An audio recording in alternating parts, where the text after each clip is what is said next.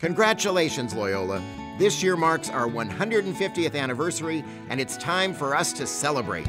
Mark your calendars and plan to attend a variety of great events as we commemorate this remarkable milestone in our history. On the evening of September 12th at 7:30 p.m., the first home varsity football game since 1950 will be played at Smithfield against San Diego's St. Augustine High School.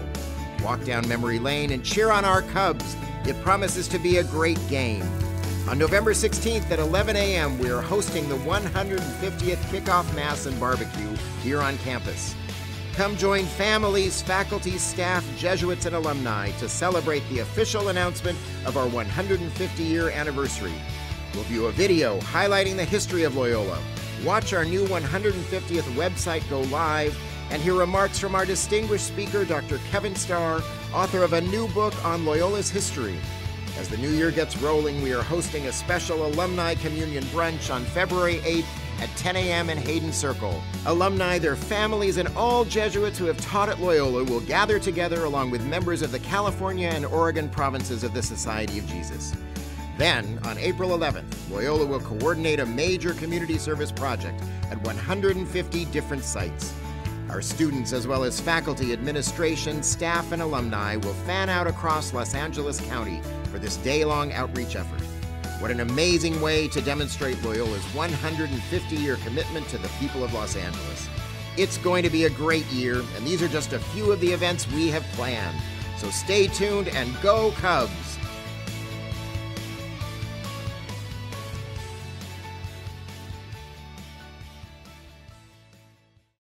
Loyola is one of the oldest high schools in Southern California. It dates its history just in this location back to 1927. So when you're talking about history, it is everywhere here. It's in those black and white photos, the generations of students from years gone by that still line the hallways. It's in the brick and mortar of those buildings that are still in use. It's everywhere. And today it'll be on display at Smithfield. For the first time in 65 years, Loyola will play a varsity football game on campus. For the first time since 1949, the Loyola Cubs have found their way home. Hi everybody, I'm Jim Watson alongside Danny Farmer. You remember him from his great days at UCLA, but prior to that, he was a star right here at Loyola High School, class of '95. What does this mean to these folks playing on campus? Well, to me, this is much more than football. This is about family. This is about tradition. This is about history. I think a lot of people that live in this Los Angeles area had to drive so far to go to games. Van Nuys, right? Yeah. Van Nuys to Glendale High School, where I played my games 20 years ago. This is so special, and it's for the students, it's for the faculty, and it's for the alumni. And I'm just excited to be a part of this with the cityscape in the background. Just happy to have the opportunity to be here tonight. It's got to be a surreal experience for the players themselves. Right now they're in stretching out, getting ready like they would for any game, but they don't have to get on that bus and ride 45 minutes out to the valley. This is literally a home game for them. You never had this experience. Back in the 90s, you guys were playing off campus. What do you think they're going through right now? I just think it's great. This is kind of where all the dirty work gets done. It's where all the practice happens. Most people know practice for football is not fun. The games are the most fun part about it. And to be able to take this field and actually use it in a game setting, running towards downtown, running towards the beach, it's going to be a great experience for these kids and something they're going to remember for the rest of their lives. Loyola has always been one of the best football teams in Southern California. Heck, one of the best teams in the state of California. They've gone through a little bit of a change now. There's a new head coach here. What do you think about this team? Well, this team I think reminds me of the old Steve Grady days, back in the 90s, back in the early 2000s, even the 80s, and going back to Lou Stewart back in the 60s. To me, this is kind of getting back to the roots of Loyola. You've got the tradition that is kind of fallen off, but I think what Marvin has done is he's building character. And Marvin Sanders, a new head coach, he's in his second year now. Yeah. Correct. Marvin Sanders has come in and really changed the attitude.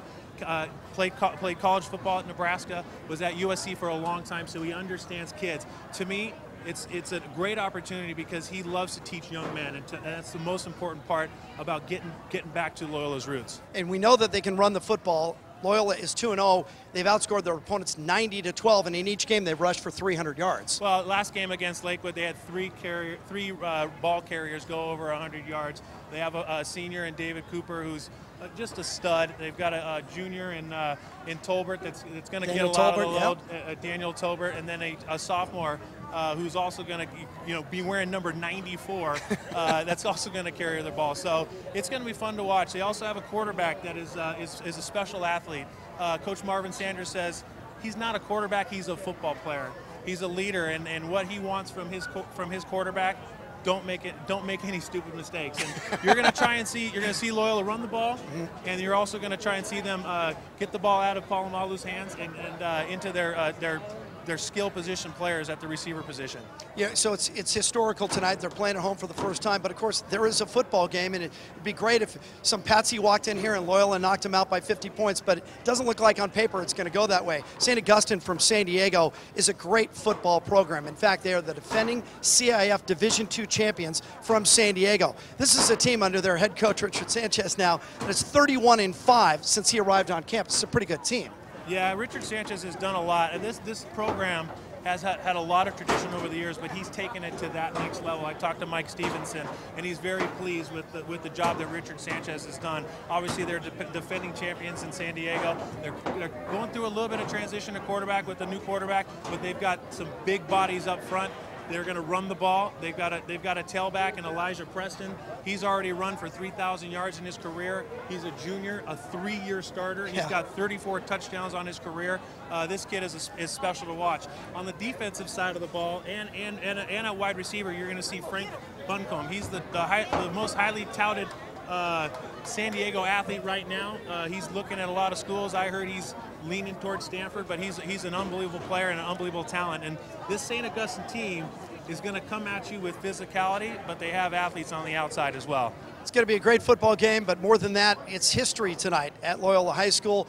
They put 1,000 tickets on sale to the general public after giving allotments to both of the campuses. Those tickets sold out in 54 minutes. Venice Boulevard, normally crowded with traffic, will literally be a parking lot tonight. That's the kind of power that Loyola has in this town. They can shut down Venice Boulevard on a Friday night. And of course, besides the sellout crowd of 4,000, there are huge names from the past, and earlier we caught up with just a few of them.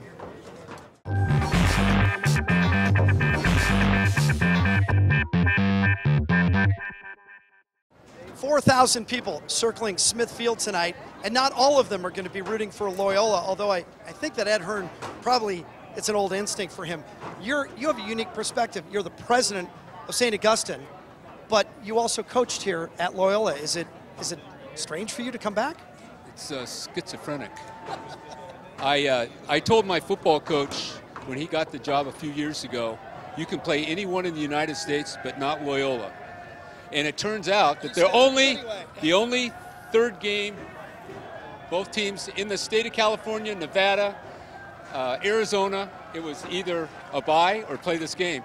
And then they did all this for us. Yeah, this is unbelievable. I'm so appreciative for this. Yeah, it's for awesome. you guys. Yeah, your head coach. Actually for me, it's my home. Your head coach actually, he really bumped up the schedule this year, playing out of conference and away from San Diego, Vista, Murrieta, and Loyola this year. When you heard it was coming back to Loyola, did it bring back memories for you? How long were you here on the coaching staff? I was at Loyola High School for 19 years on the coaching staff. I worked with Marty Shaughnessy, the great Marty Shaughnessy, and Steve Grady. And really, they gave me, it's amazing what you learn from sports. I'm a president now, but I use all that stuff all day long. Life lessons. They are, and it's true. I noticed you said the great Shaughnessy, but you didn't say the great Steve Grady. Well, I worked with Steve Grady a lot longer. I'm not saying we brawled at all, but there were some moments. Yeah, there were moments. We made sure that the idea was correct. Right. Abraham Lincoln had his team of rivals around him, right? You need people right. to say no. And then when we walked out of the room, everyone knew we were friends. Right, so it's been a while since you were working here, but if you've been on campus recently, when you look around, the buildings are still in the same places. They still look terrific, but this football field has gone through an incredible changeover just in the last couple of years, beginning with field turf. Right, we didn't have this when I was here. We had regular grass, it wore out, it got dusty, and this is just absolutely gorgeous. I am so proud of Loyola High School for, I mean, look at this, what they've been able to do. I think they sold all their tickets in 54 minutes. 54 minutes, I mean, my God. And you guys are going to have a big contingent coming up from San Diego. I know you guys have been promoting it down there. A lot of people are going to come up because you've been drawing. You're one of the best teams in San Diego, been to the finals 2 years in a row. They won the Division II championship a year ago. We did, and last year we had a sensational final 3 games. I think we scored 149 points to 19. We won the championship game 49-0. It was a playoff games were close. Yeah, we D2, we'd never won a D3 championship. D4 was what we'd won. So we won the D2. We're up in D1 this year. Last year we didn't get in the state playoffs because we didn't play out of our section. So we said, okay, we got to do it. And then this game came up, and it's really wonderful. How long did it take you to say yes when this game was put up? And did you know then it was going to be held on campus? No. But what happened was I'm in the process of organizing or helping to organize all the Catholic all-boys schools in Southern California. We had a meeting up here. They brought me into the president's office and said they had this plan that they were working on, and I go, this is awesome. Let's do it, yeah. And so 4,000 people around this old field. I'm sure you spent really years of your life out here coaching in the hot sun. And nobody was out here in those days. They didn't even have bleachers. And now you look at it, this is a top-notch Southern California high school football facility. What do you think the environment's going to be like when you guys come out on the field tonight? I think it's going to be wild. I keep looking at the downtown. I was up in those windows looking at downtown, and there's going to be a touchdown pass down here with that in the background. It's going to be unbelievable. I hope it's St. Augustine High School with the catch, by the way. 1949, the last time that Loyola played here. In fact, their last game was against St. Monica's, but the second to last game was against St. Augustine from San Diego. And on last week, I went out to breakfast with Julie Zalessi, who played in that game. And he played against one, I can't remember his name right now, but there was a great Loyola tailback, played in the NFL. That guy ran right over the top of Julie Zalessi. He remembers that. And he said, I went back to tuna fishing. It's a smart move. Yeah. Ed, congratulations on all the great success you've had down in San Diego. Thanks For coming up. You guys are making it even more special. And for everybody at Loyola, welcome home, my friend. Thank you so much. It's fun to be here, really. Ed Hearn, the president, St. Augustine from San Diego.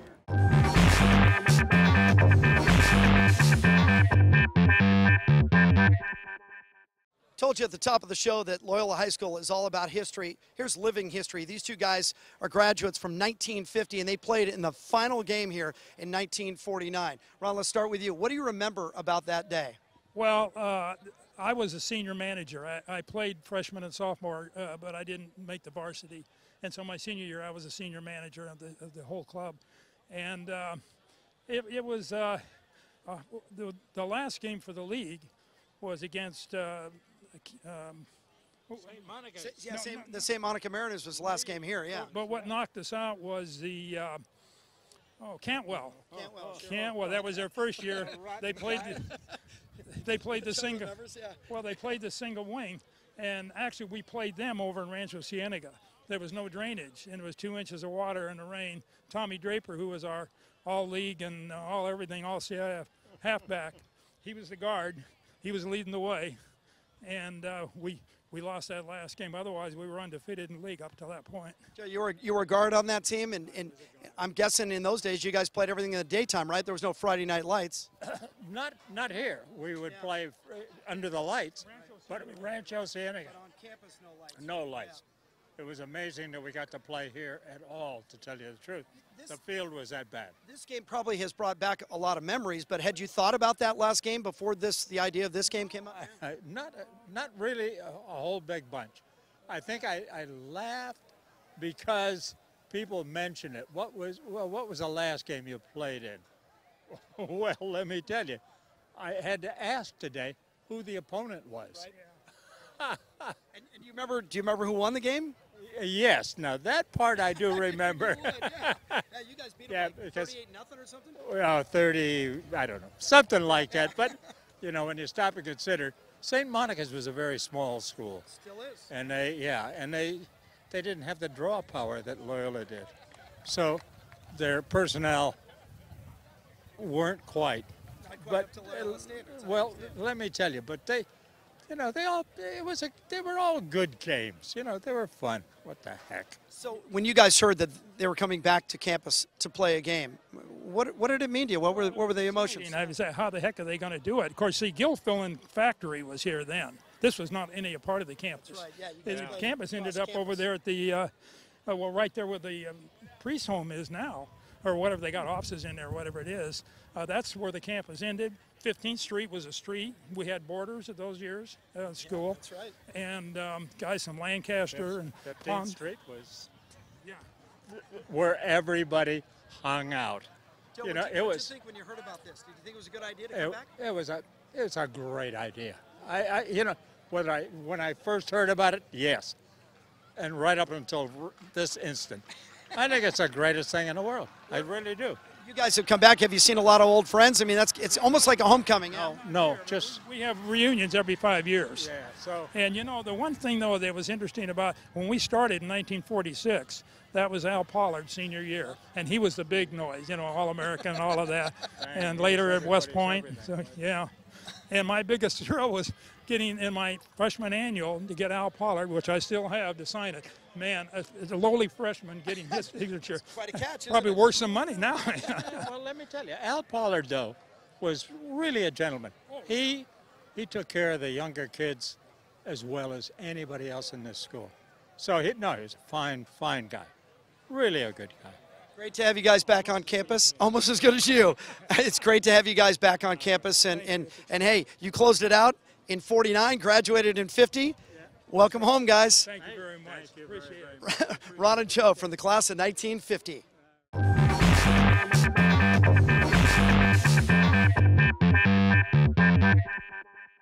All right, I have the distinct privilege in interviewing two of the legendary coaches here at Loyola.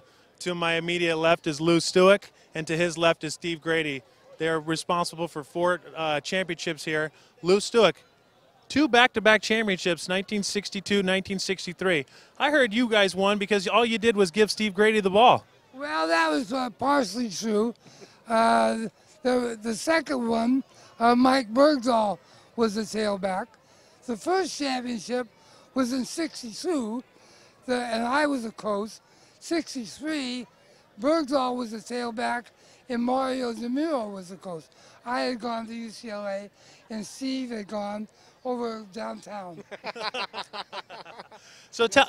I'm fighting 2 guys here, 2 UCLA guys. Yeah, we got you surrounded. We're UCLA guys. Actually, Lou, you coached my father, so it's an interesting dynamic that you coached my dad at UCLA. Steve coached me here at Loyola. Just what a small world that the ties that we're all here together today. Well, we're very fortunate to have those relationships, and I cherish them. Say. You're right. Hey, Steve, you've obviously had an unbelievable career as a coach here, and you're still around the program. Tell me what this means to you, what this means to Loyola, having a game here on campus. Well, it's exciting. I mean, it's the first one, 65 years, and you could just see the electricity in the crowd all week long, and not all week long, probably all month long. It's the thing that's been talked about. It's really special for our players, you know, to finally play at home. Because home for us was, when he was coach, was Inglewood and Rancho, and for me, you know, Glendale, etc. So to be able to come out of your own locker room and play a football game, it's just going to be an outstanding evening. Lou, you have anything to add to that? Well, we had limited resources, and it was a lot easier. I was athletic director, a lot easier to play at the other guy's place. But I'm probably one of the few people in this crowd tonight that was at that game in 1949. You were? Well, yes, I was. I was a freshman, and that was the last game that was played on campus in the old stadium. And then I was part of the Jug contingency that tore the stadium down. So that was, the last game was on a Saturday afternoon in 1949. That's fabulous. Yeah, that's fabulous. Again, thank you guys so much for coming out. Obviously, we're excited to have everybody here to support Loyola football. 2 great coaches here. We're going to kick it off here in just a few, but sit back, relax, and enjoy.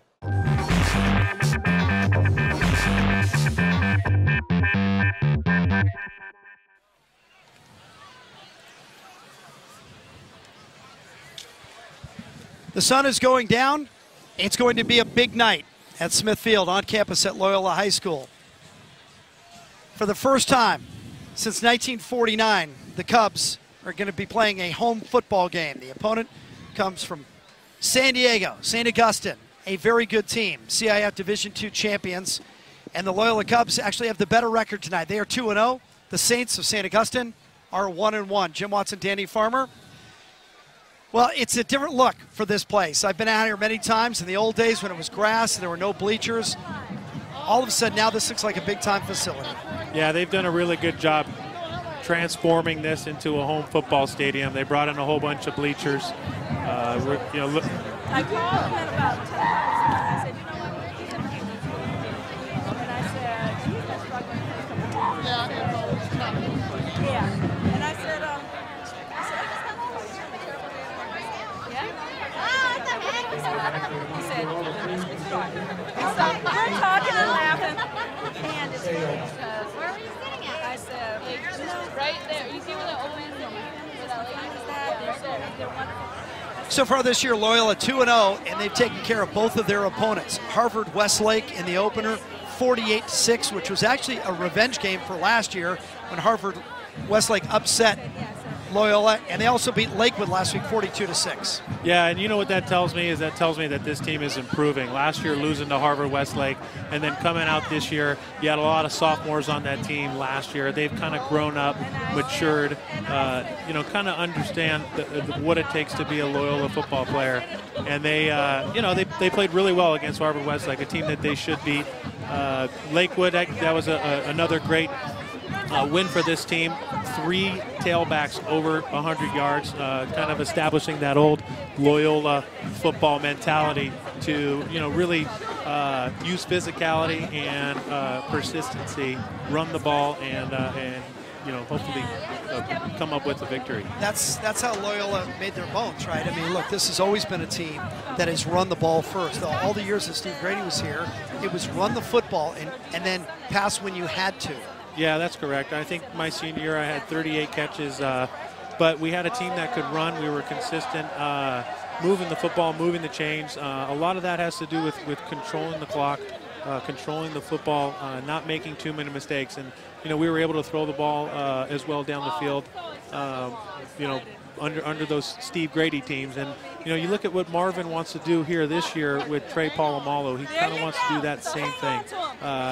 He thinks of Trey as more of a football player, less of a quarterback. And what he wants from Trey is he tells him, don't make stupid mistakes. Control the ball. Don't make those mistakes. Yeah, manage the game, right? And manage the game. That's what he's looking for. I remember I used to cover all those great teams with Matt Ware as quarterback with Steve Grady, and we used to joke with him that his offense was so old school that we should show his highlights in black and white. Yeah, vanilla, absolutely. There's no. But it was effective, and that was the second half of that. Is when I was teasing about that, we were standing on the field at Angel Stadium before the CIF final. Right, and you take a look at football in general. It's pretty simple. You got to move the ball.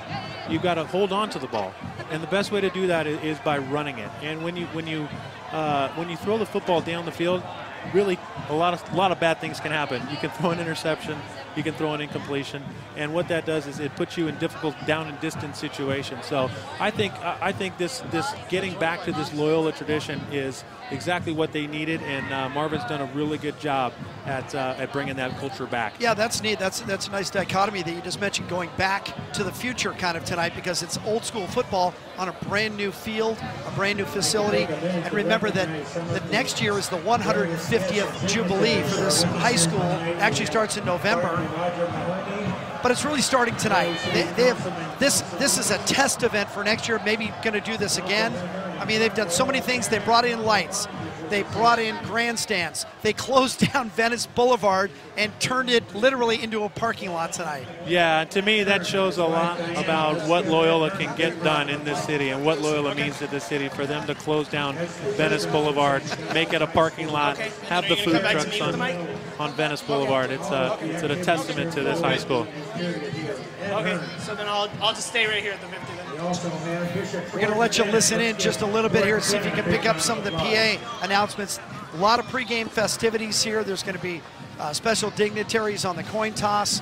And remember, it's the first time they've ever done a varsity football game on this campus, or at least since 1949. The last game played here on campus, 1949, against the St. Monica Mariners. St. Monica still a school, still going on over in Santa Monica proper. Loyola won that game 33-6. The second to last game that was played on campus right before the game against St. Monica was against St. Augustine. Yeah, so there's some symmetry there as well. And Loyola won that game also 35-0. You might have seen in our pregame, we had a couple of members from the 1950 graduating class that were part of that last game here on campus. It's good stuff. There's a lot of history here. And Loyola, of course, has won many CIF championships, 6 large school Division I titles. Last was in 2005. In fact, in 1975, Loyola was the national champions, that according to the National Sports News Service. And all-time, Loyola is number 6 on the state of California's all-time victory list. Danny, there are 800 high schools in California, and this school is number 6. Yeah, it's spectacular. This school is, you know, more than just football, but the gentlemen that played here, a lot of them are coming back. It's fantastic. Really happy that I'm a part of this with you, Jim, a part of history here in Los Angeles, and looking at the cityscape in the background, the sun setting in the, you know, off to the west. It's a beautiful sight, and a lot of fans here are going to enjoy this this day. This is pretty cool, and when I got the call, you know, to be a part of this, I jumped at it, and for a number of reasons. I made my bones in broadcasting, calling high school football.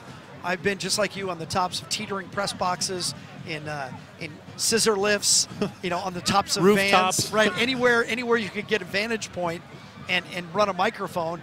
I've called games from there. So to call a game in a place that hasn't seen a game in 65 years, look, I'm a sucker for history. I love this kind of thing. Walking through the buildings earlier this week during our meetings, walking through and looking up on the walls and seeing those black and white pictures of guys who went here in the 30s and 40s, and now their grandfathers and their grandsons, you know, generations have come through this place. How could you not want to be a part of it? Well, and it's spectacular too, because you look at the staff, the faculty, the coaches on campus, and so many of them have been here for so long. You look at Bill Sanchez, you look into Bill Thomas, and you look at you know, Steve Grady, who's still a big part of this, and to see those faces, to see Rick Pedroris, who's you know, still coaching and doing a wonderful job. Those are the things that Loyola is all about, that consistency and that drive and determination to basically mold young men. So many guys have come through here. Now they're the city fathers. They run this town. They've gone on to great careers, SC, UCLA, and further parts all the way back east. But Loyola has been in this location since 1927 and continues that same mission, turning out fine young men. It's going to be a big night of football. We'll get it started as we throw it out to midfield for, well, we have dignitaries. We have the president of the high school coming out in just a couple of minutes. And it's perfect. It's a great sunset. I'm looking out over the Palisades and out towards Santa Monica. And the sun is going down. The sky is orange. You got the cityscape behind us. It's a packed house. 4,000 people have gotten tickets to this. It was sold out in 54 minutes. You know, one distinct memory here. This was our practice field, so we did not really like this field.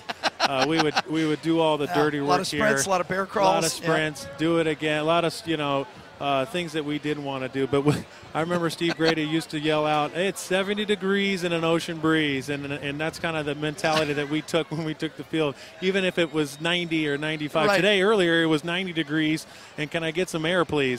But this field is special to me. I ran around this track so many times, and you know, for sprints, for off-season workouts. The gym, you know, sitting to our left, had so many unbelievable memories for me, playing basketball, playing volleyball. I look up at the scoreboard and I see in memory of Greg Wells. Greg Wells was my wide receiver coach, and you know, one of the true good men here at Loyola, and seeing his name up there, you know, brings you back to those times where you know, you're a child and you grow up. Good evening, ladies and gentlemen. People. Let's go out to midfield. And it's with great fondness that we welcome you to the campus of Loyola High School for tonight's football game. Welcome and the invocation. First, Bill Thomason is in charge of alumni relations here at Loyola. I'd like to introduce to you at this time the president of Loyola High School, Father Greg Goethals. What a great night this is. And hello to everybody from St. Augustine's in San Diego. Thank you for coming up tonight.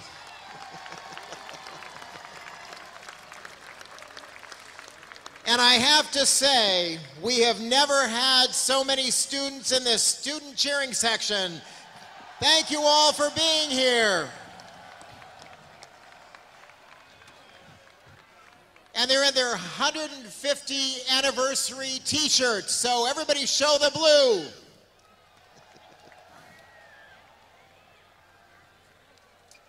This is a great night. As you know, this is the first home game on our campus in 64 years. It is a historic night for Loyola High School.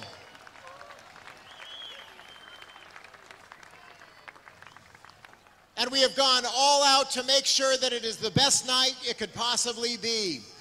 As you know, 2015 is our 150th anniversary. Loyola High School was founded at the Pueblo in 1865 as St. Vincent's College, and we have been providing education for young men in Southern California for 150 years and really helping to make Southern California into the great place that it is. So it is all because of all of you that we do this. Thank you.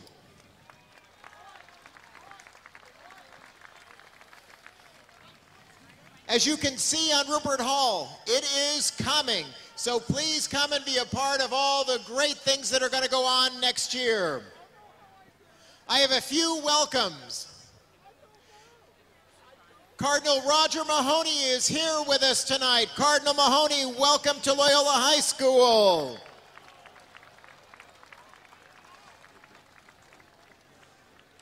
We have our city councilman, Mr. Gil Cedillo. Thank you for coming tonight, Gil.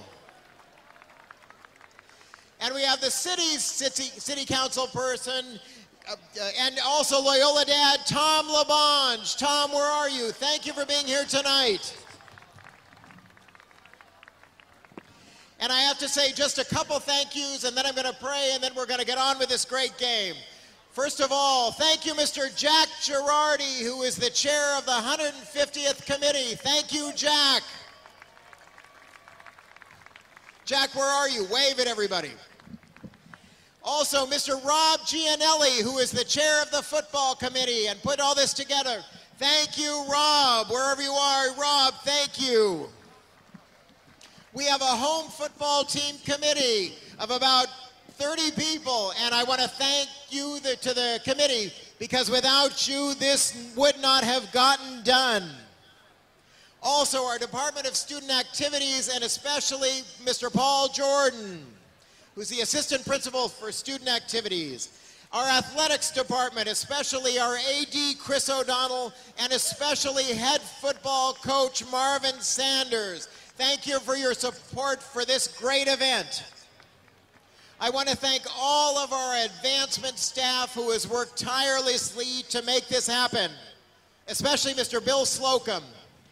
And a special thanks for someone without whom this would not have happened, Ms. Corinne Chamberlain. Thank you, Corinne Chamberlain. This would not be taking place without your leadership and organizational skills. And so, without further ado, let us bow our heads and pray for God's blessing.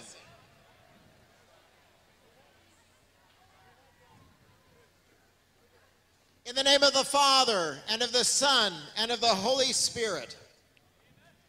Lord God, we come to you tonight in great humility and in great love. We are grateful for all that you have given to us, the gifts and talents that will be on display in these young men tonight as they face each other on this football field, and the gifts and talents of all of us who are a part of our Southern California Catholic community.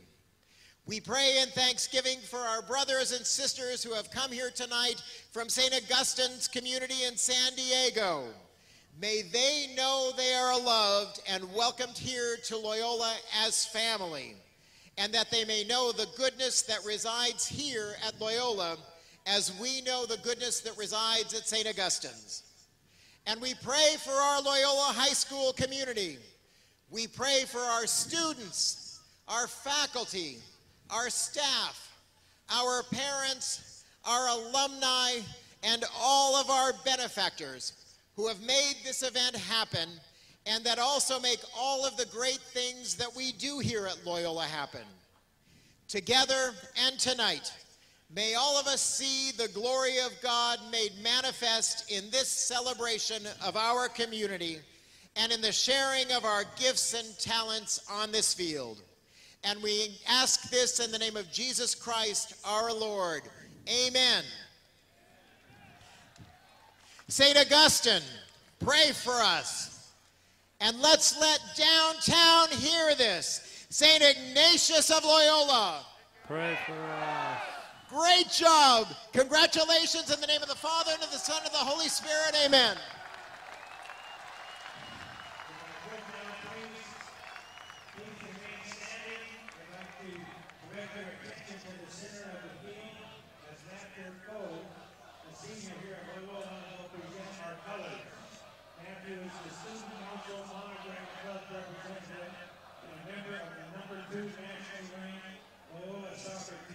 Let's give a big round of applause to Matthew Cole. And now we'll have the playing of our Star-Spangled Banner by the Loyola Mighty Roar, Mr. Mike Salenza, our national anthem.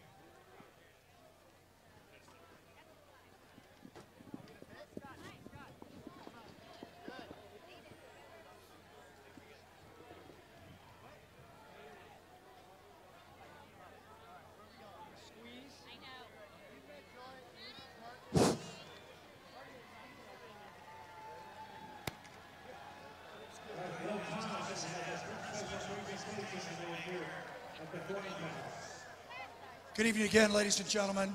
On this historic occasion, we want to welcome back some people who are synonymous with Loyola football over a great many decades. So to act as ceremonial captains for this evening, we first have two gentlemen who were on the 1949 football team who played the last game here on campus at Loyola High School. So please welcome out to center field for us right now, Mr. Ron Wagenbach and Mr. Joe O'Donnell.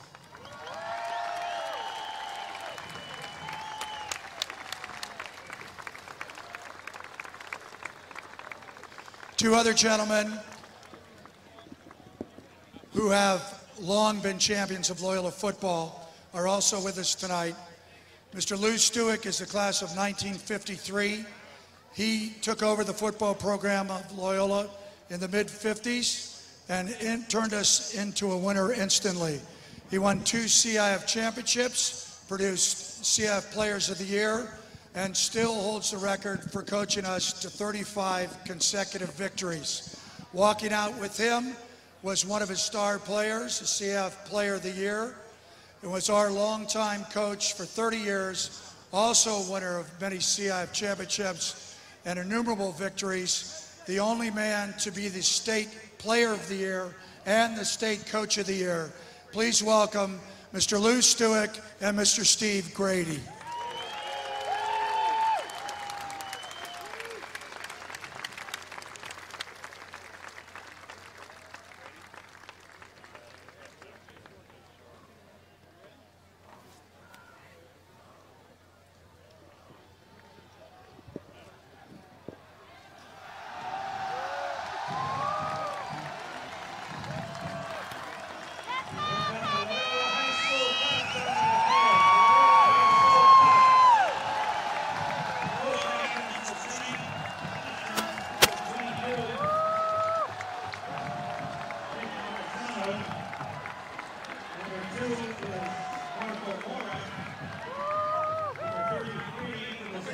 Spokesperson, right? We've got heads, we've got tails. Call was tails. So drop what we're going to do again. The call was tails. It's heads. You want to defer, right? Loyola has won the toss. You want to kick that way, right? Lou, come here. Lou won the toss. Kirk West is the head helmsman. The line judge is Bob Howard. So there it is. The coin toss has been made. Loyola won, and they'll defer. But just moments before that, the Loyola Cubs come out, as you did every game and have done for generations, busting through the paper onto this new field in this new facility on campus for the first time in 65 years. That's one of the moments. I actually got a little bit of a chill. Yeah, it's a great feeling to do that, especially since you're only about 50 feet, 60 feet from your home locker room, the locker room that you use on a daily basis. You know, again, when I was playing, it was Glendale High. The team now plays at LA Valley College, so it almost feels like they're playing their home games away from home. Sure. And they can they're take actually 45 minutes on a Friday and night. they're actually closer to most of their opponents in the Mission League. So this is a truly nice, a wonderful thing for these kids. But you know, you got to credit the staff, the faculty here. Corinne Chamberlain has done an unbelievable job organizing this. Without her, this would not happen. And I know there's a lot of other people that need to be thanked. Obviously, Greg Goethals for pushing this forward. A lot of the sponsorships, the donors, the Pernikes, the Girardis. You know, this is an amazing opportunity for this community to come together and rally around their school on their campus. Yeah, the Pernikes you were talking about, they actually paid a great deal of money to watch this game from one of the campus buildings, correct? They have like a private suite overlooking the field. They sure do. It's up over there. They're maybe having an adult beverage or two, but I think you know, there's those, without those families, Loyola would not be what it is, and it's just a tribute to them. And this is really for them. You look at kind of this sideline, and there's 8 feet on the sideline, and you know, it just looks a little bit different, but it is spectacular, and we're about ready to kick it off. for the first time in 65 years. Loyola puts the ball on the tee at home. James McClune, and back deep for St. Augustine. Daryl Broussard. Broussard inside the 5-yard line, comes to the near sideline and has a little bit of a picket fence. He gets outside the 30, still in bounds, cuts it back, still on his feet, and finally knocked down near midfield. Nice job by Broussard there. Made a few guys miss and got the most out of that all the way out to midfield. Broussard, just a sophomore, one of those young guys for St. Augustine that's getting an opportunity to play, and made the most of it there. St. Augustine, 2 years in a row, making the San Diego section Division II final. They lost 2 years ago, but last season they ran through the playoffs. No one was close to this team. They beat Mission Bay in the final. They crushed everybody. They outscored their playoff opponents 146-19. Now this year they are 1-1. They lost their first game, came back and won last week. Under center is Tommy Goodrich. He's going to step and throw. Got a man already, and he overthrew him. That was Jordan Brooks on a post, and he was open. Yeah, and it looks like they're trying to make a statement and get the ball in their big horse's hands. It's Frank Bunkum. He's one of the top recruits in San Diego County, and just missed on that. This is a first-year starter in Tommy Goodrich. He started at safety the last 2 years and just getting his opportunity to play at quarterback. I think he wishes he would have had that one back. He was wide open right up the seam. Yeah, he just overcooked it, or it would be 6-0 right now. So it just goes to 2nd down and 10. St. Augustine, and they're traveling purple and Vegas gold. Those are the school colors. Elijah Preston gets the first handoff as expected. Preston has already run for over 350 yards. This guy averages better than 8 yards a carry. Well, he had an opportunity to play as a freshman. Just 3 games into his freshman year, he got the starting nod, ran for 1,500 yards, 1,400 yards last year. He's over 3,000 in his career, 34 touchdowns. You're going to see a lot of this guy tonight. I talked to Mike Stevenson. A lot of people compare him to a Darren Sproles type. And it's going to be strong, yeah. Going to be fun to watch him play tonight. 3rd down and 5. Look for Frank Bunkum. He's in the slot instead. They're going to keep it on the ground. The handoff to Elijah Preston. And he gets enough to move the chains. 1st down for the Saints of St. Augustine. Yeah, just an off tackle up to the 2 receiver set, and you see the speed there of Preston getting all the way to the outside and getting that 1st down, about a gain of 8. Preston's a great story. He's a junior now, but he came off the bench as a freshman. There were injuries to the guys in front of him, so he's buried on the depth chart. He's a 9th grader. They turned to him and said, "We need you now, man. No time to grow up. You're in." He's been in there ever since. And he hasn't stopped running.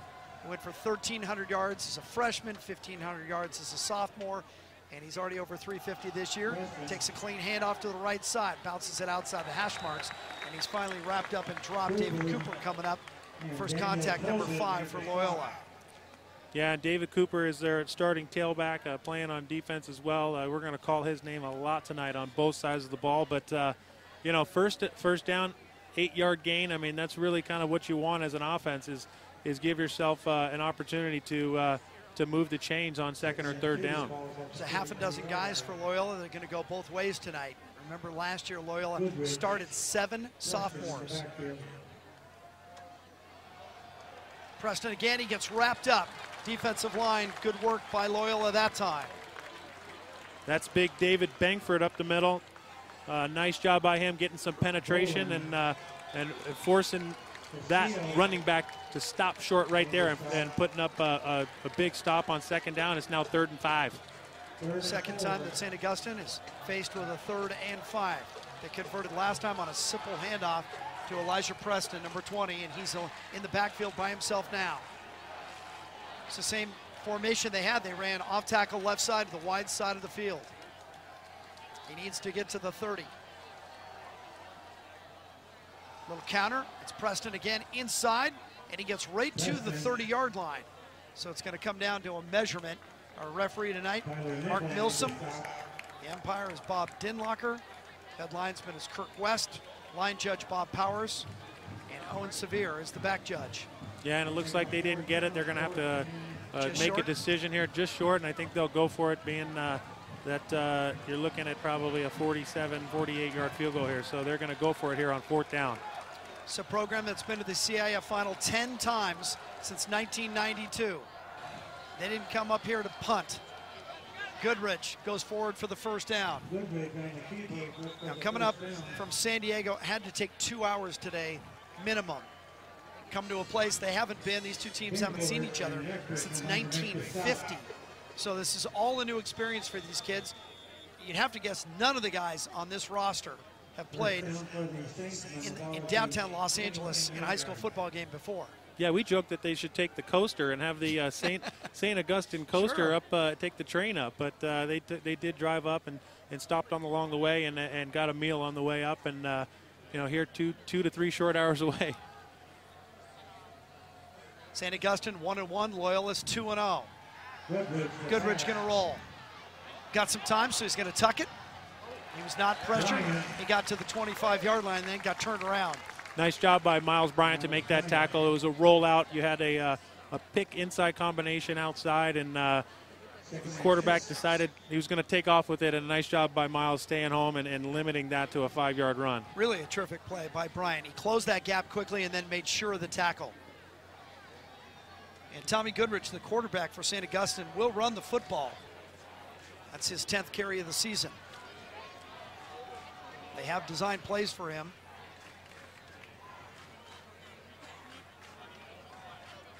Call it 2nd down and 6, and they might have taken too much time. Procedure. False start. Same effect. Now back. Now it's going to be 2nd and almost 10. Yeah, that gives us the opportunity to talk about this St. Augustine team. They're big up front. They've got 3 guys that are just massive. Chris Cassell is the center. He is a large man. He's 6'4", 280, and you're going to see a lot of this this running game start right up front. The center is the most important position on the line, and he's the key to that offensive line. Maximiliano Ramirez is the biggest guy on the line. He's over 3 spins.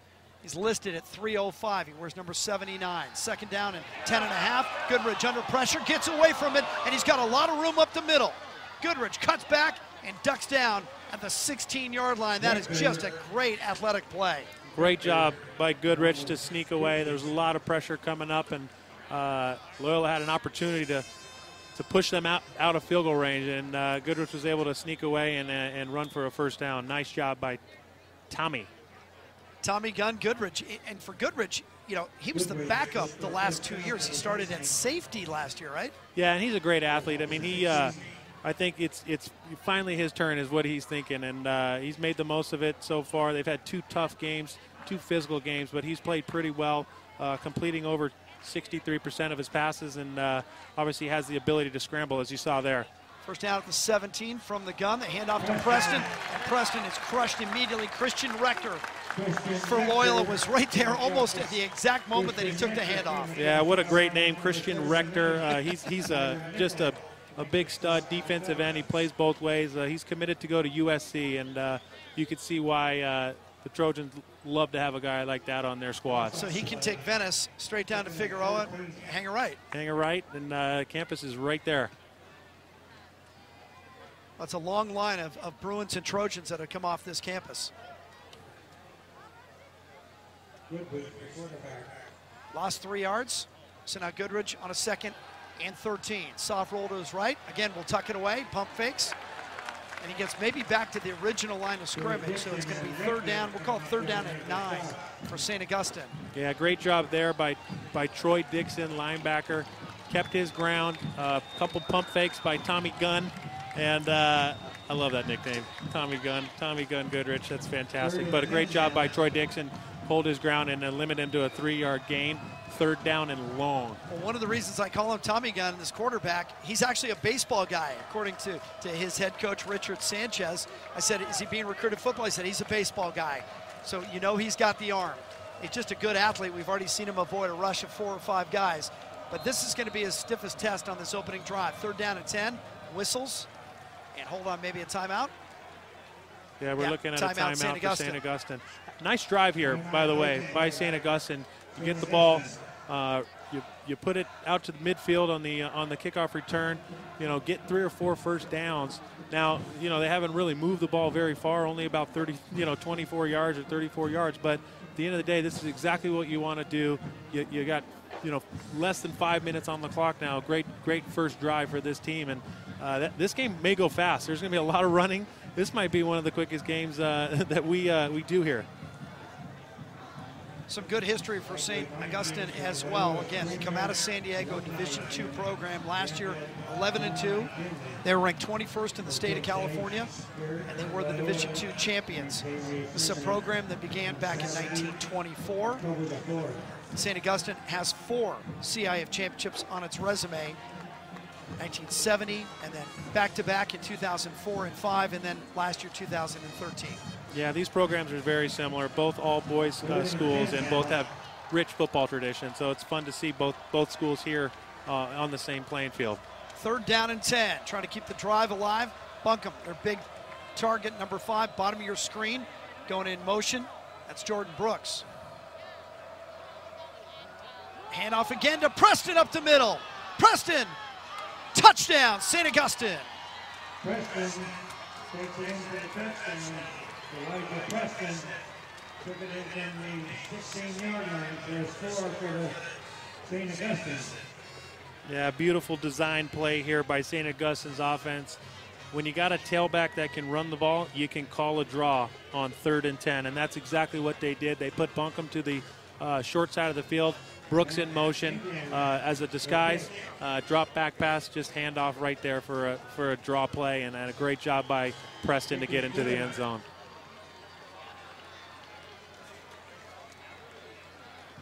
Extra point by Matt Ingram is good, and it's 7-0 St. Augustine. So, well, they came 110 miles and they just went 50 yards. 50 yards in a long. It took a long time. I would say, you know, St. Augustine, that's a great way to start. Loyola's defense didn't play too poorly. They maybe missed a few assignments here and there. And forced them into 3 third downs. Forced them into 3 third downs. That was a long 3rd and 10. But on 3rd and 10, you got to make stops in order to keep points off the board. Danny, it should be noted that with that extra point, St. Augustine now has scored more points than any opponent against Loyola this year. Yeah. The first 2 opponents, Harvard Westlake and Lakewood, both held scored 6. to 6. So now you have to wonder if Loyola can answer the bell quickly with all that's going on, all the distractions, all this emotion around their first home game in 65 years. And then St. Augustine comes in and punches them in the mouth on the first drive, goes 50 yards and scores on a delayed handoff on a 3rd down and long. Ingram's going to kick off. Mark Ingraham is the kicker. Beasley and Drake Beasley is back.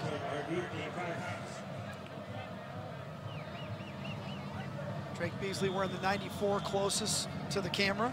You know what that tells me, that 94? That tells me he's a sophomore. That means he had the last can't pick. pick a number yet. Yeah. I remember when I was a junior here at Loyola, I had number 91, so I know exactly what that kid feels like. They're going to keep it away from both of those guys. Daniel Tolbert was the other guy back. He's the big running back for Loyola. They don't want either one of those guys to touch it in the open field, so they pooch it short.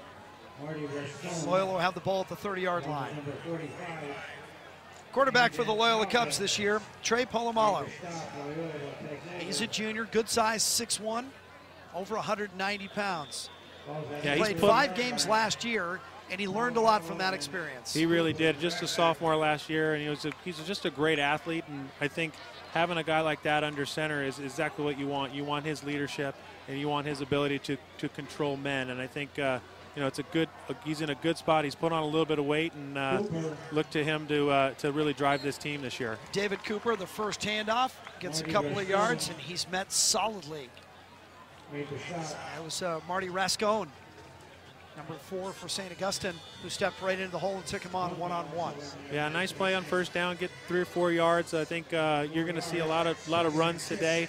Cooper, you got Tolbert, and you got Beasley. You're going to see all 3 of those guys, and nice job on first down to get a good 4 yards. Loyola averaging 300 yards a game on the ground. Last week, 3 guys went over 100 yards, including that guy, David Cooper.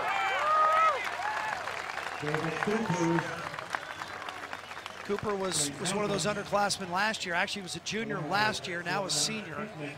And he only carried the ball about 19 times, but his average was good, and I think they knew they could expect big things from him in his final season. Yeah, and we saw him in the warm-up, and you look at him, he's got a man's body. Sure does.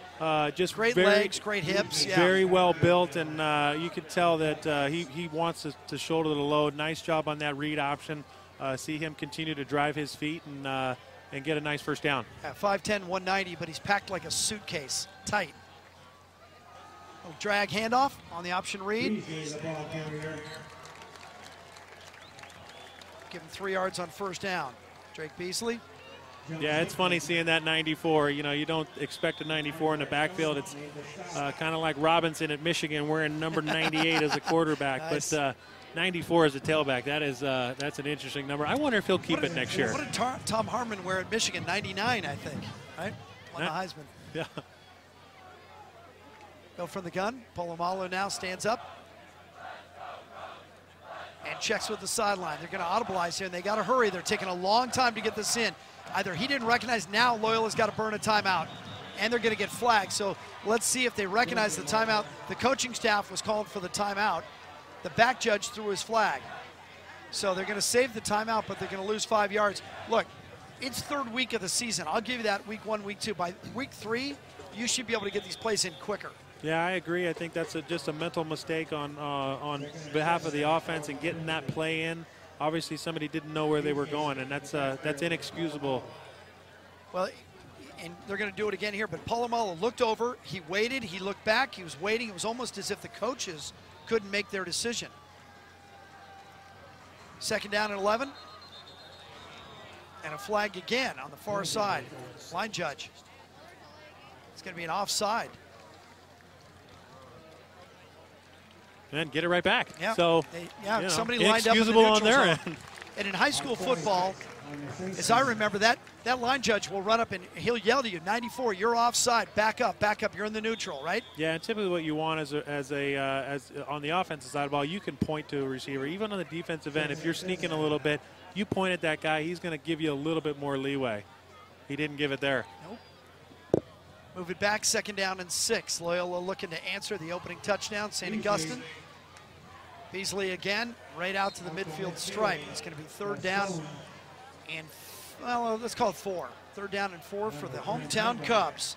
Loyola playing on its home campus, a varsity football game for the first time since 1949. And there's whispers that this might be the first of many. They're talking about doing this a couple of times again next year. Yeah, they're going to do it once next year, I believe, again in honoring that 150 years, but be great to have it here full time. Polamalu rolls, throws downfield. It's caught. That's a first down. Jordan Reardon, who led the team in catches last year, is off to a good start again this year. That was a big one for him with the chains. Yeah, I love this call. The little rollout, half rollout to the weak side. Get Polamalu in space. He throws well on the run. Nice job by Reardon getting that corner and perfectly timed throw and a first down. Polamalu going against his body there, made a nice throw. First down at the 30-yard line for the Cubs of Loyola High School. Polamalu looking right. He's got trips out that side.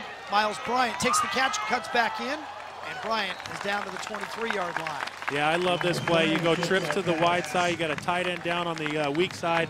You just throw a little bubble screen and give it to your playmakers, and Miles Bryant is that one of those guys. Loyola has a lot of these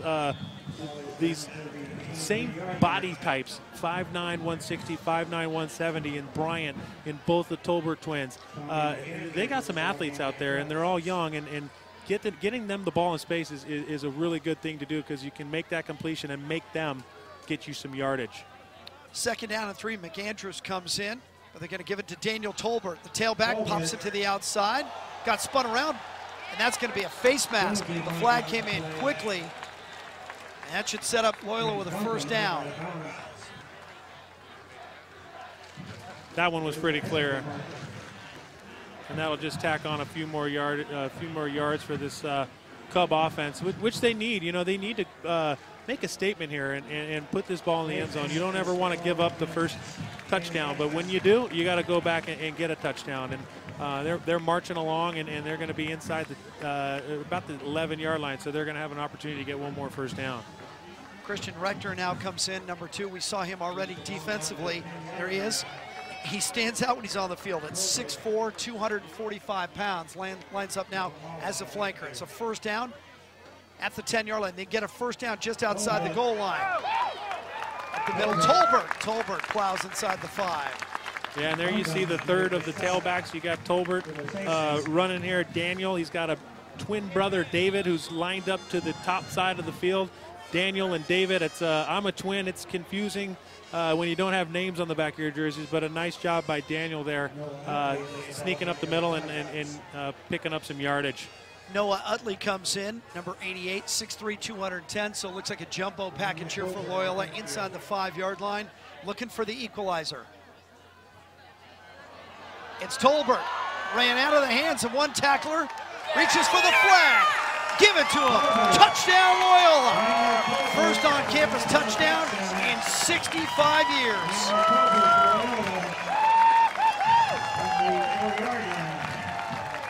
Great job by Tolbert here to backpedal out of here. This is one of those, no you didn't, yes you did.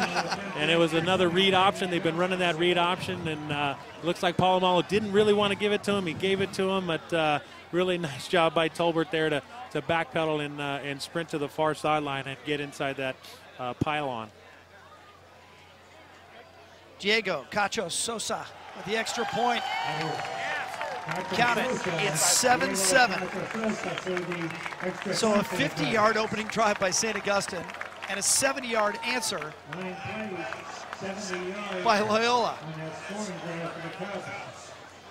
That's the way to answer it on your home field. Great job by that Cub offense. Obviously mostly run, but that completion was a nice completion to Reardon to get that first down. That drive, yeah. And that's the one that really kind of sparked that to get that thing into deep into territory. Marvin Sanders is the new head coach at Loyola. Last year in his first campaign, they went 4-6. They were young. They started 7 sophomores. They're expecting more from those same guys this year. They've already won their first 2 games. A win tonight against a quality program, St. Augustine, I think gets Loyola back into the conversation in Southern California. This program is now trending upwards again. Yeah, I think you're right. Their schedule is tough. Their league is it's brutal. Phenomenal with Sarah and Crespi and Chaminade and Notre Dame, and in the LA Times they were picked to be 6th out of 7 teams, and so there wasn't a lot of glitz and glamour to this Loyola team. Not one person on that was on the first team all league. So not a lot of respect for this Cubs team, but that's kind of right where you want them. You want to have the ability to come up and sneak up on people, because I think this team's got some talent.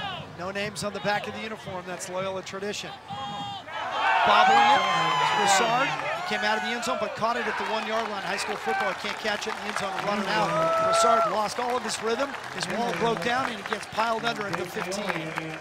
Great job by this Loyola kickoff coverage team. Anytime you can get them to pin the ball inside the 20, that's a win for that kickoff return team. And obviously with the bobble by Broussard, Loyola was able to take advantage and pin them deep into territory.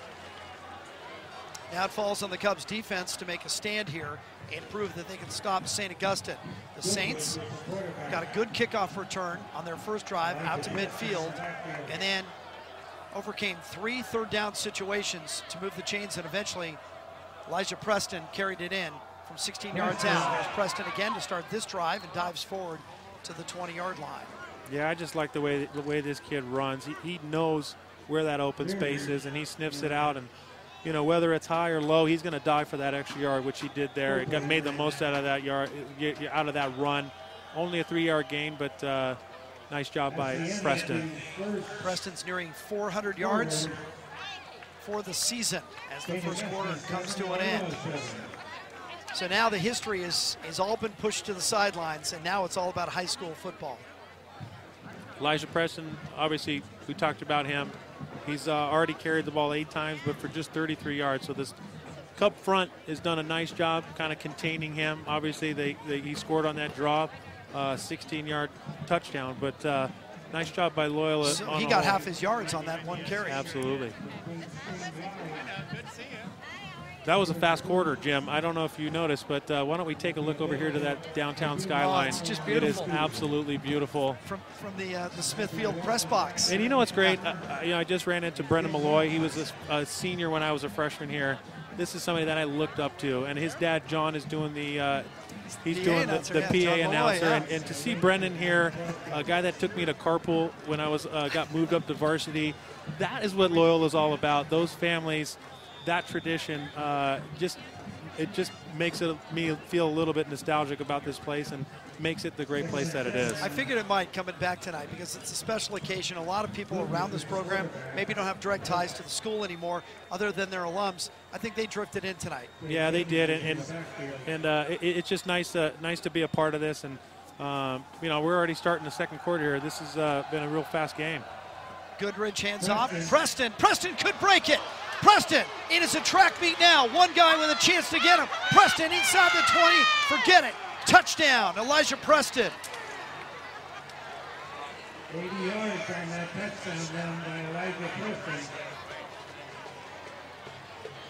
And he outran everybody, including Jordan Reardon was the last guy, and he couldn't close on him. Yeah, that just shows how dynamic a back he is. He's got some strength, he's got some wiggle, and he's got that burst. And those will kill you from a defensive standpoint to give up big plays like that.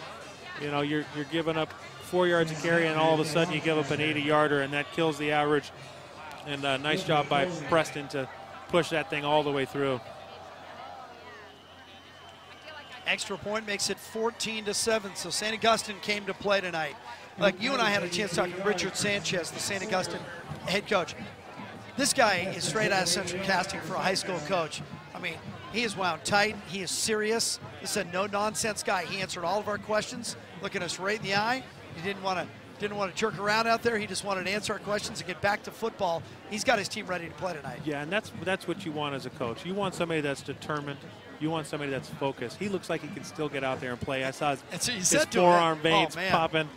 No nonsense, which is great. And I think when you carry yourself that way all the time, your players see that, and they realize how important football is to him. And he's done an unbelievable job taking this St. Augustine program to another level the last couple of years. And I really enjoyed, you know, seeing that that type of ferocity in his face and the way that he carries himself. 2 drives, 2 touchdowns for St. Augustine. They have 130 yards in total offense the first 2 times they touch the ball. First play of the second quarter, Elijah Preston goes 80 yards. He's gone over 100 yards now, obviously, for the game. And he has 2 touchdowns, both from distance, the 80 and a 16-yarder back in the first quarter.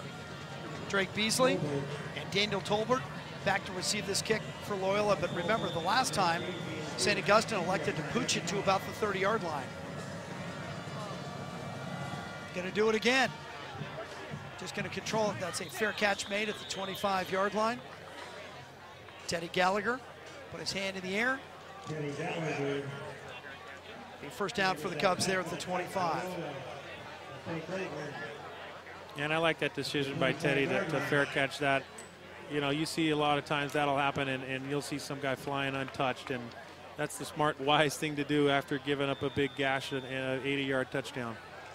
He obviously been coached as that ball went up in the air and he settled under it. That hand was up in the air. Yep. Justin Mesa is the offensive coordinator for Loyola, and he knows he's going to be up it against tonight.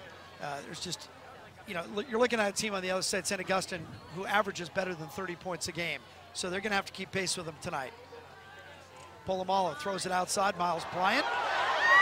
Bryant's got a sideline.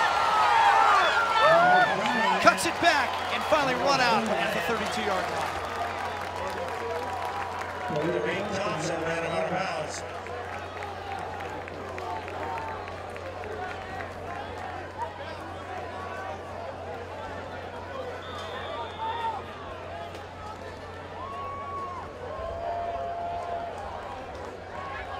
First and 10 for the Cubs.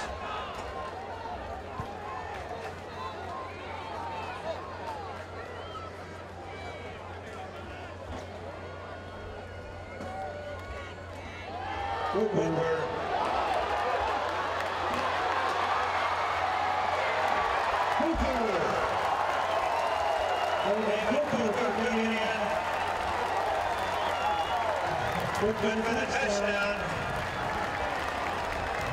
33 yards on that touchdown run. David Cook for Loyola.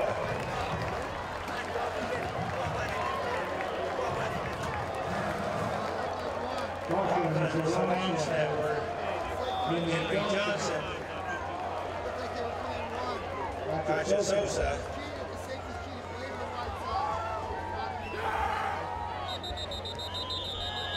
Penalty marker on the right.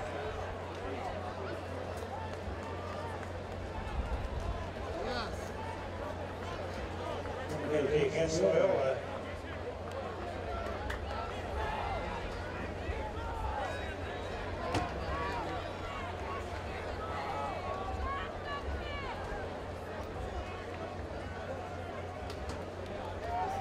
I'm calling that defense 30 up.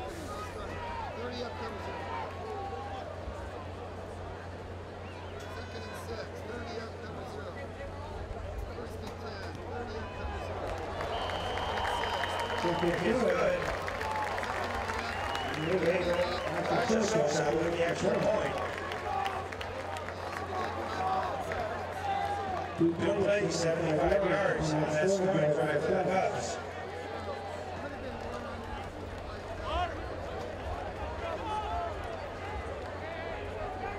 Hooper scored the touchdown for the Cubs. 11:25 remaining for the first half. St. Augustine 14, Loyola 14.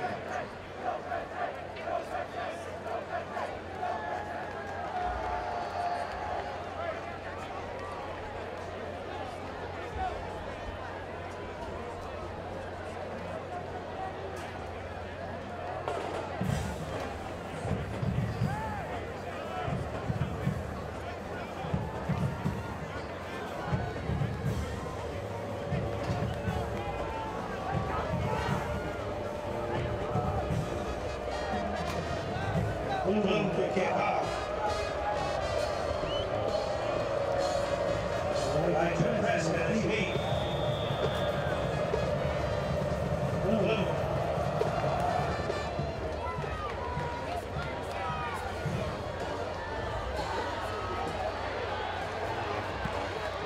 Isaac Taylor.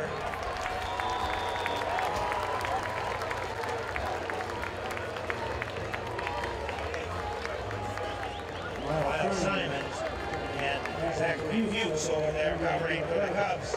The kickoff. First and 10 for the Saintsmen.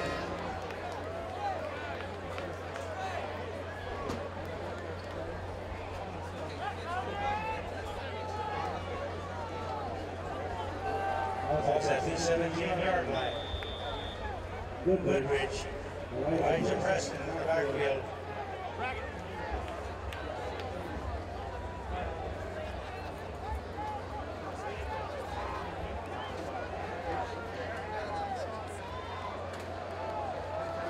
Preston, the ball carrier.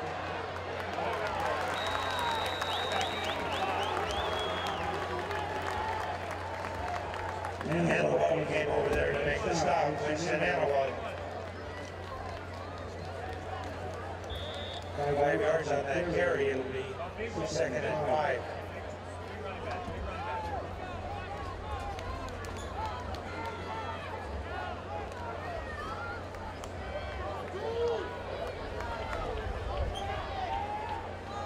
Sims in the backfield. Sims. Dixon and Rector. There is a penalty marker.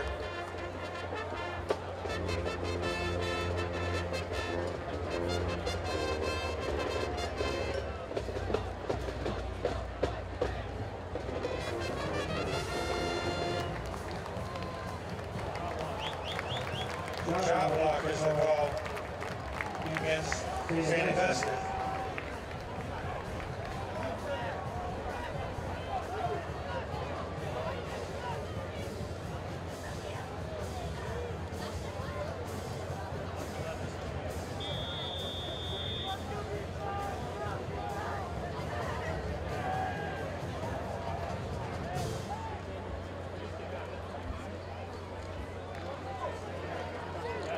second and 13.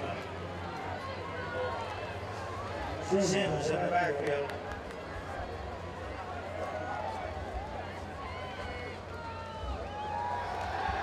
Good pitch to pass.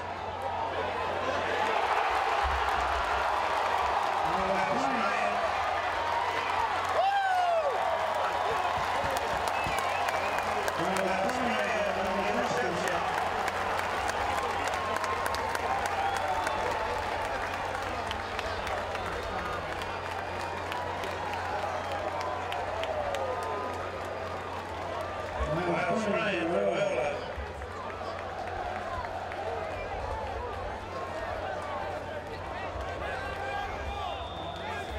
First and 10 for the Cubs, ball at the 15-yard line.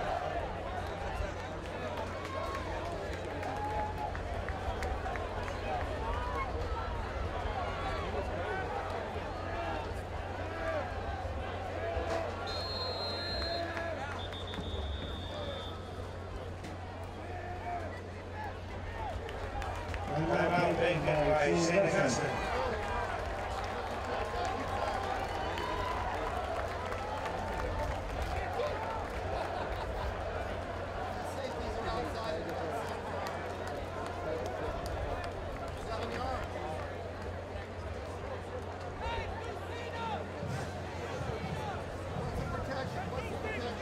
Loyola hosts Salesian High School next Friday evening at LA Valley College.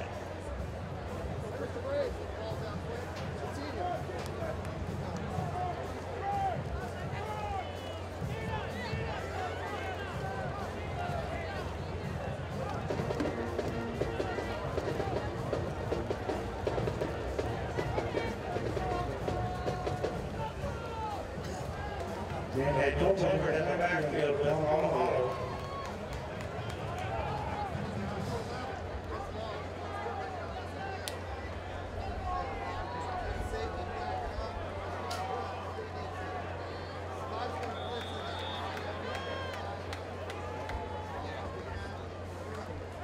Loyola. Incomplete. David Long, star covering.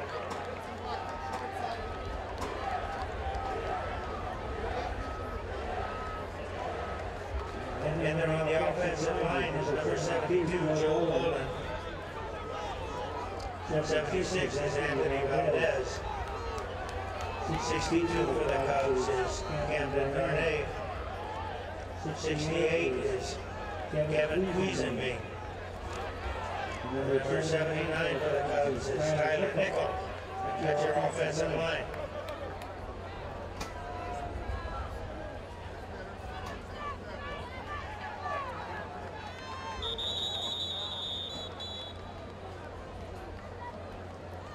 Timeout taken by Loyola.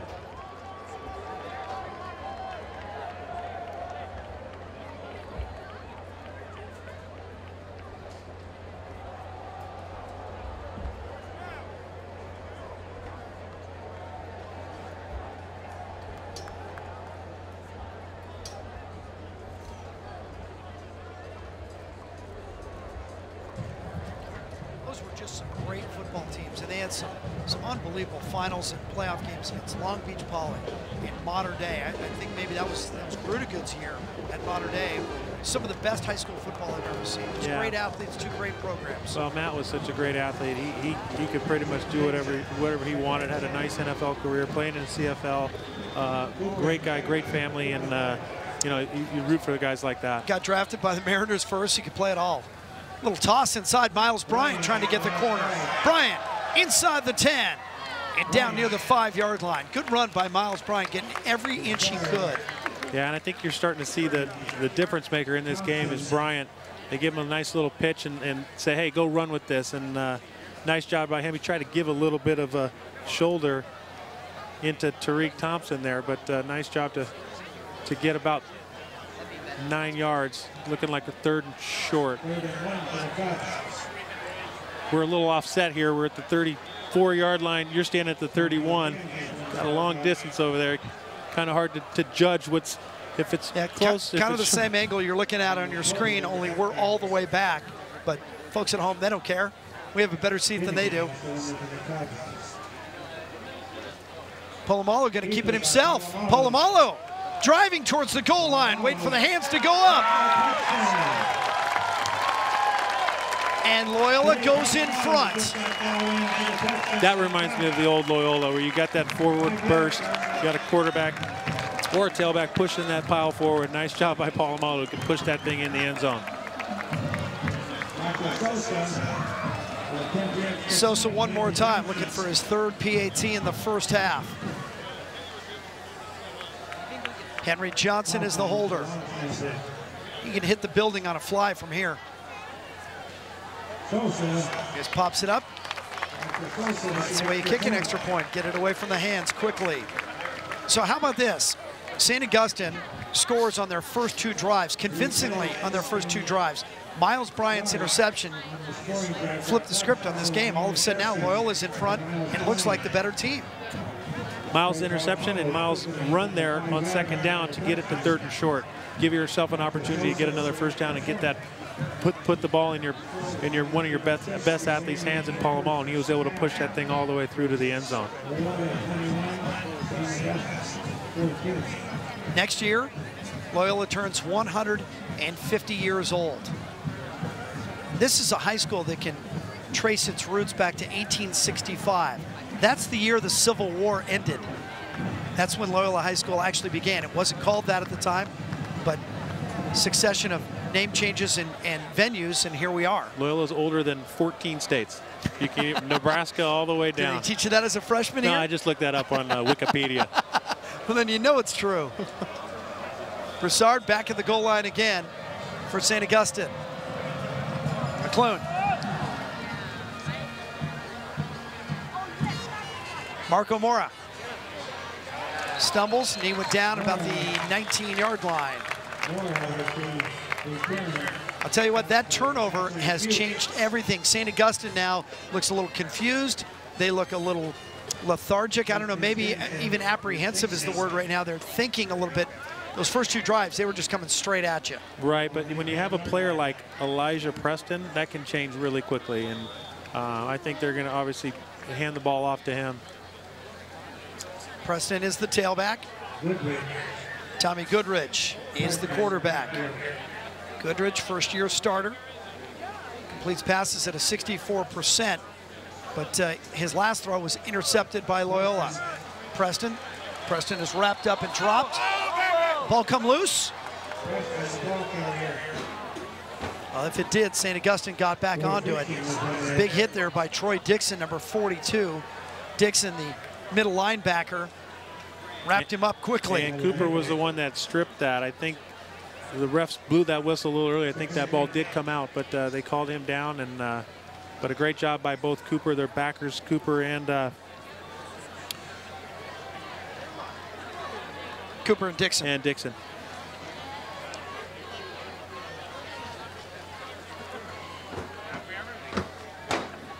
Second down and 8.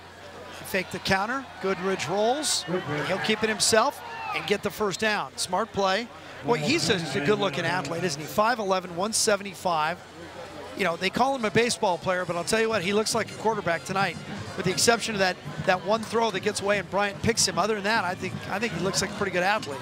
Yeah, and as he goes, their team goes. You look at the first game against Oceanside, threw 2 interceptions.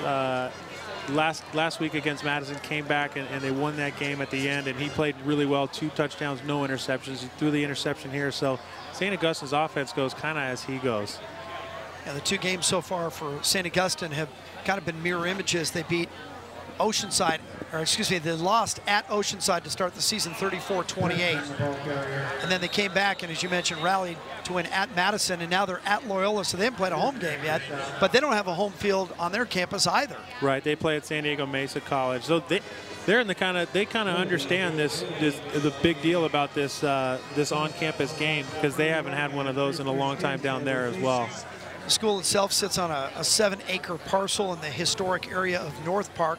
It's an all-boys school like Loyola, but it's smaller, 725 kids. About half the size. Operated by the Augustinian Friars, who operate 8 high schools and, of course, Villanova University. Yeah, but very similar philosophies in terms of their coaches, in terms of their faculty.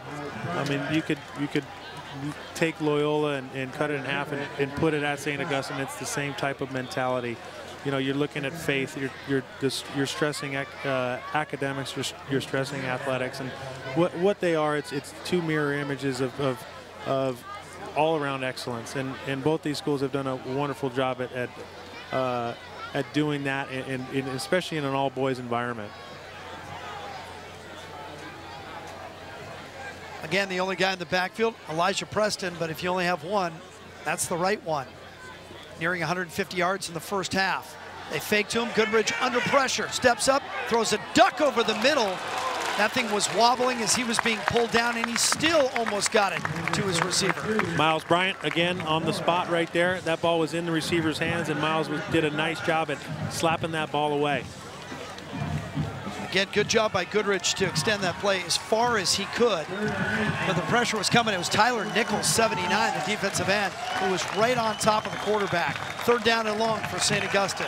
Yeah, and Tyler Nichols, one of those two-way guys. A great job by him. You can tell he's a little gassed right now, a little disappointed. He didn't get to the quarterback, but hands on his hips. Did a great job. He's catching a little air and getting reared up for this big 3rd down. Open up those lungs, that's right. He knows how to do it. Now he's got to dig in and go after him again. 3rd and long, defensive ends love this down. Here he comes again.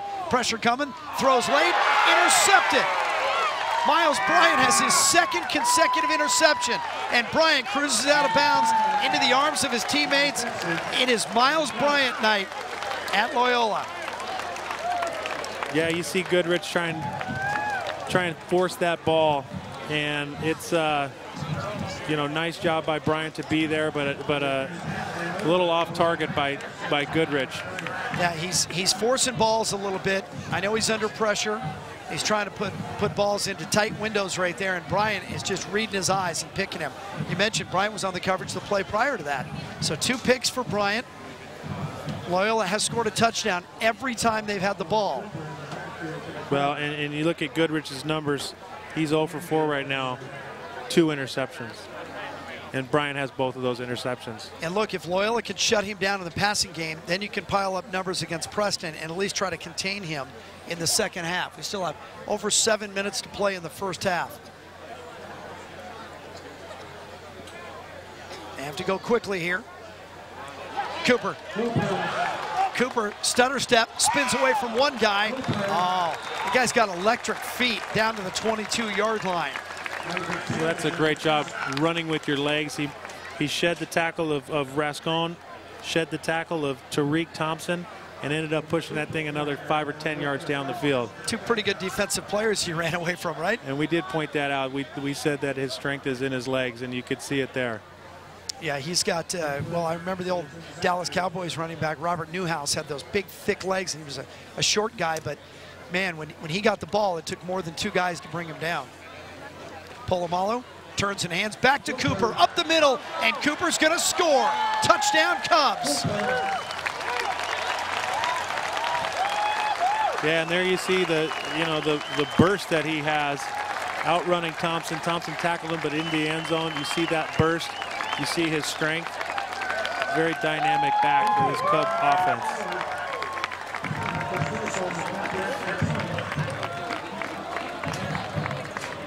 You know, and Cooper kind of maybe wishes he was a junior. All of his buddies are coming back next year, and he's one of the lone seniors out there. You know, you had Jordan Reardon is a junior. David Long, the Tolbert brothers are all juniors.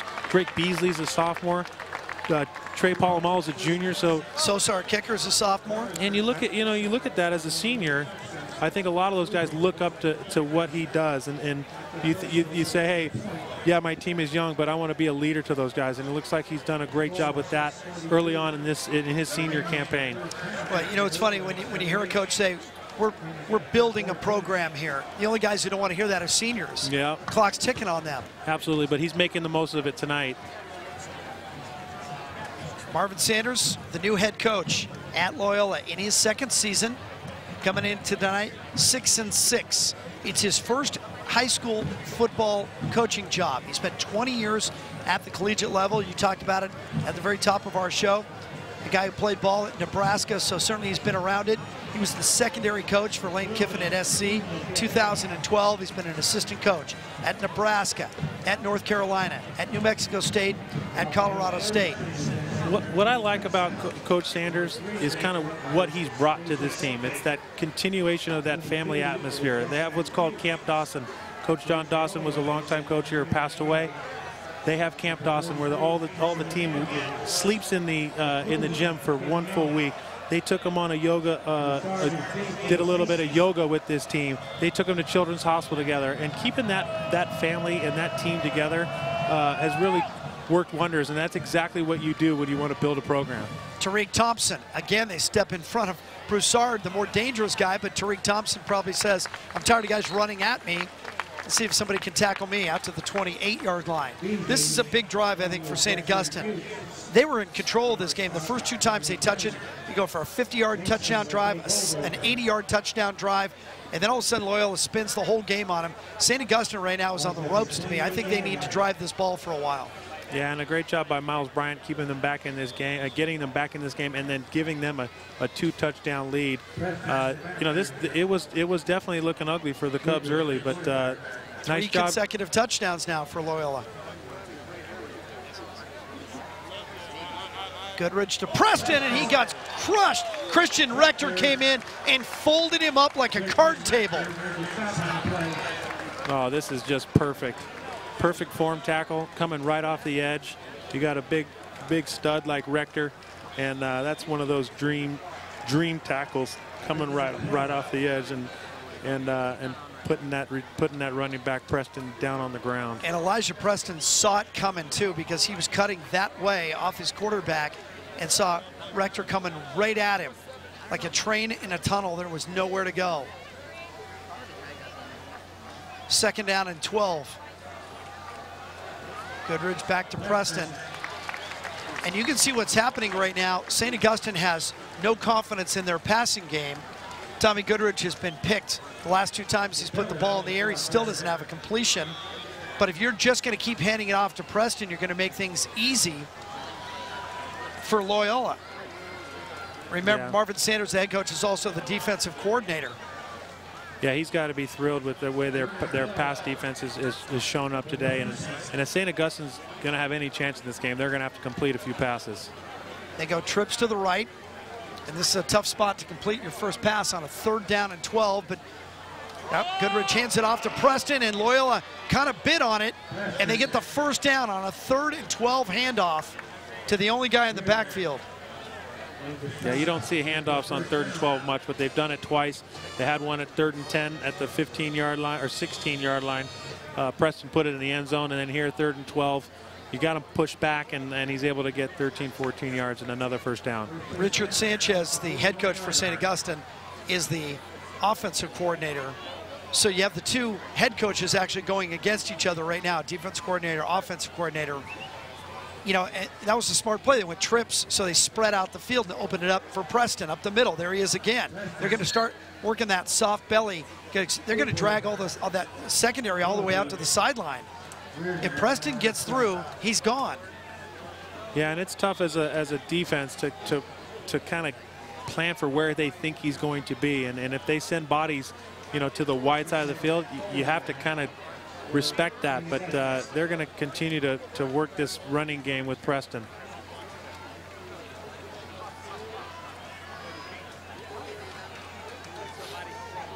Second down and 4, right near midfield.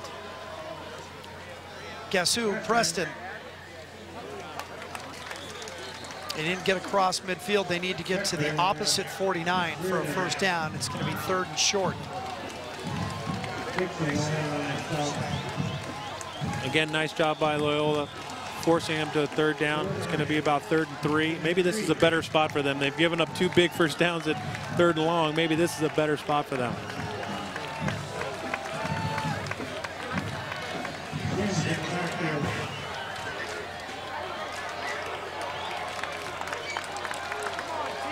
Francois Sims is the tailback. He takes the handoff.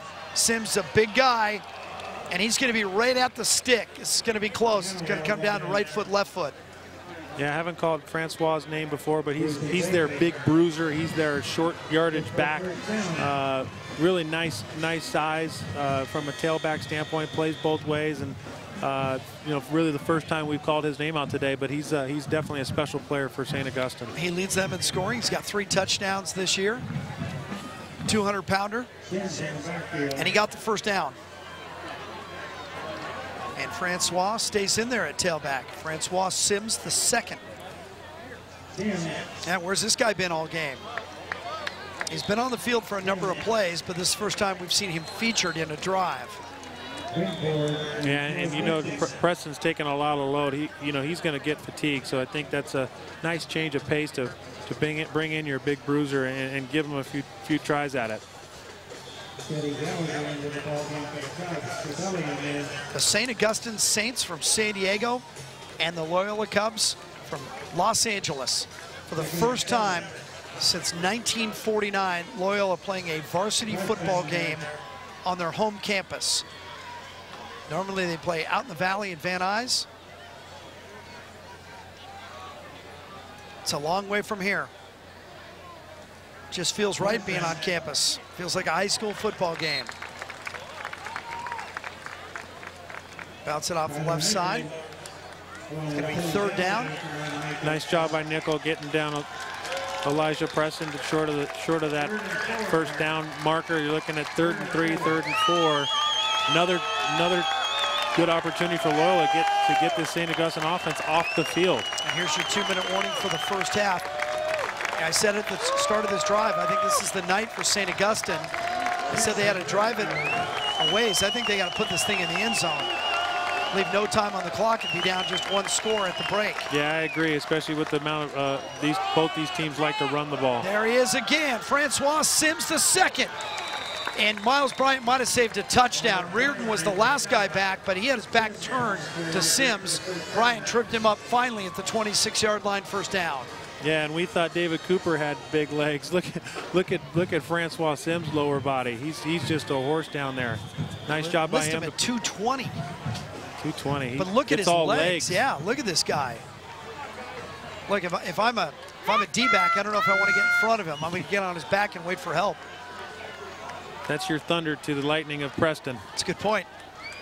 Now you're starting to understand why these guys, the Saints of St. Augustine, have been to the D2 final in San Diego 2 years in a row, going for 6, and this is overthrown. Good coverage out there on the corner. Yeah, and that was Tolbert. David Tolbert. David did a nice job jamming Bunkum up at the top, and it looked like it was a slant on the inside for the inside receiver and a slant and go on the outside, but Tolbert did a really good job getting in the face of Frank Bunkum, who's very highly touted, and was able to disrupt that play. And Frank Bunkum, number 5, you talked about him at the start of the show. We talked about him a little bit early. They haven't thrown a ball his way. And he's the guy that's being recruited. Stanford, Ohio State, Oregon. You're talking about big-time football programs. Number 5's at the top of your screen on 2nd and 10. And his grandfather is in the Ring of Honor for the Chargers, played in the NFL a long time ago, Frank Bunkum II. And so there's the 4th there. There's your handoff. Elijah Preston. Preston cuts it back. Preston smelling the goal line. Touchdown. Preston's in again. His 3rd touchdown of the first half. And St. Augustine is right back in this game. Yeah, and a really nice job by Chris Cassell, their center. He knocked back Troy Dixon, the linebacker for Loyola, and really sprung that run at the beginning of that the way that developed, and a nice job by Elijah Preston to sneak his way into the end zone. Important drive for St. Augustine. And the extra point by Matt Ingram. He knocks it through. Now it's 28-21. So this game has gone back and forth a couple of times. St. Augustine, those first 2 drives, pretty impressive. Loyola able to stay with them. It turns on the Bryant interception. Loyola ends up scoring 3 touchdowns in a row. And now St. Augustine is able to answer back, and they took a lot of time off the clock, only 59 seconds. Yeah, and that's a great point. And what they were able to do was move the ball and score and not allow Loyola enough time to drive the ball down the field. So it's going to be an interesting decision by Coach Sanders. Does he go for it? Does he push it? If they get a nice return, maybe they can you get a few yards and kick a field goal, but at the end of the day, you're up 7 going into half. You know, it's a nice job by the Saints offense. And as you're saying it, I'm looking right at Sanders down there. And he's got the headset on. He's got his hands on his hips, and he flips the microphone up, which means to me he's just taking a minute for himself. He's just thinking about it right now. With 4,000 people and 100 kids around him, he says, I just need a minute for myself here to decide. Now listen. Do I go for this? It's easy for me. I'm playing with house money up here. It's not my job. I never leave time on the clock. I hate when coaches take knees. Those are opportunities to me. Even if you're just going to hand it off, take a shot. We'll see what Sanders decides to do. Yeah, and I agree. I mean, you know, a lot of it depends on where this return gets out to. You've got Tolbert out there. You've got Beasley out there. If they can get a nice return here, then you know, gives you a little bit more of an opportunity to see what you can do in the limited time. Beasley at the top of the screen, going back, taking it over the shoulder. Tolbert, one step in the end zone, and they're going to blow it dead. In high school football, you can't run it out of the end zone. I started doing high school football in 1991. I've been yelling for this rule to be changed forever. Yeah, I agree. I don't really agree with that rule either. Before it was to protect kids and keep it from being, you know, from them making a critical mistake, running in, running back out, being confused. Just let them play now. These kids are sophisticated. Football has come a long way. Well, and it's on every channel. It's on every single night. You've got college and pros that all have the same rules, and this high school rule, you know, I think it needs to be changed and allow those kids to run back that kick. Drake Beasley is the guy back. That's Andrew Finnegan coming on late, number 8. Make sure the Cubs have 11 on the field. Polamalu hands it off to Beasley. Stumbles forward for 3 yards. Yeah, nice to see Andrew Finnegan in there. Finnegan doesn't play much, but his team respects him so much. They made him a captain of the team. He's one of those guys that you just want on your team. You want that guy that's going to work hard, that's going to play hard, and is going to be the glue to this team. And it's nice to see him, you know, get out there for a few plays. Who was that guy on your team? We had several. Thought you might Damian say yourself. It wasn't me. Jim Watson and Danny Farmer. Of course, Danny Farmer was a star here back in the mid-90s. Class of 95, so this game's important to him as well personally, as it is to all Cub alums. I was talking with a couple up today. John Hefner, a good friend of ours who works in television, and played baseball at Loyola, and he's working another game across town, but he said, man, if I wasn't working, I would be there just to see it. Yeah, it's just great. I ran into Matt Pentecost, my teammate, my same year. We ended up going to UCLA and playing together. It was great to see him on campus. He's coaching track and he's teaching English, so you know, nice to see Matt come back to Loyola and be a part of the program again. And you know, he's a big part of that football team in the early '90s, and you know, great seeing Matt together and you know, seeing that he's doing really well, giving back to Loyola. Cubs let the clock run out. They're going to go into the locker room with a 28-21 lead. Their home locker room is a little closer than it normally is for them. Remember, first home game in 65 years. Their home games before LA Valley College and Van Nuys over the hill. We were at Glendale High School, and I think there were 11 teams that played on that field. We had the Saturday night game, which means they had Thursday games, Friday games, Saturday games, day games into night games, and we were one of the last games to go out, and that field was a cow pasture trashed. by the time you got there. Yeah, all chewed up and probably dirt right down the middle between the hash marks. Yeah, and they did a nice job with this turf field. It was done a while back, and then they redid it. This turf is fantastic. Looks great with the lights coming down here downtown. So St. Augustine comes out. They score the first 2 times they touch the ball. Loyola able to keep pace. Then the Miles Bryant interception turns it around. The Cubs end up scoring 3 touchdowns in a row. And then right before the half, St. Augustine is able to drive the length of the field and stick it in. All 3 touchdowns for St. Augustine, Elijah Preston. And for Loyola, they had touchdowns from the quarterback, Trey Polamalu. David Cooper had 2 touchdowns, and Daniel Tolbert had 1. Halftime, 28-21, Loyola. Congratulations, Loyola. This year marks our 150th anniversary, and it's time for us to celebrate.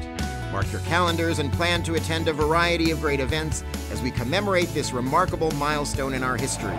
On the evening of September 12th at 7:30 p.m., the first home varsity football game since 1950 will be played at Smithfield against San Diego's St. Augustine High School.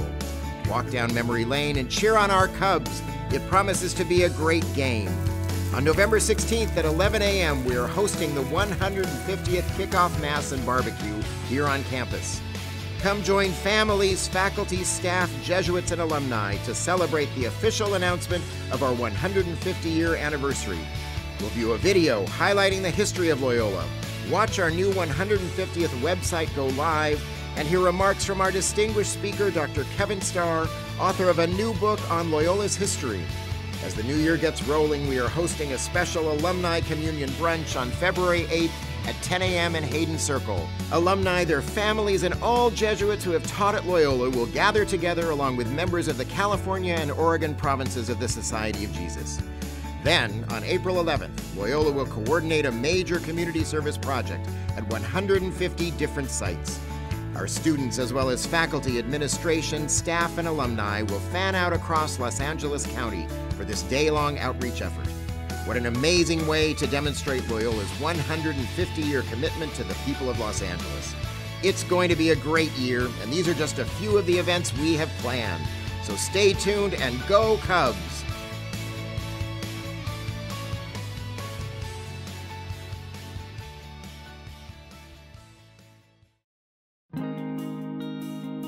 My name is Jonathan Heinen, and I am in the class of 2013. I live in Riverside, California, about 65 miles away from Loyola. Normally I get up around 4:30 to 4:45. Just kind of thinking about how my day is going to be, if I have something on my mind, or daydreaming. You know, Loyola has been in the family for 4 generations. It's a family tradition. The first person in my family to go to Loyola was my great-grandpa on my dad's side. He graduated in 1928, but you know, it's kind of crazy thinking that students come from all over, in like every kind of direction.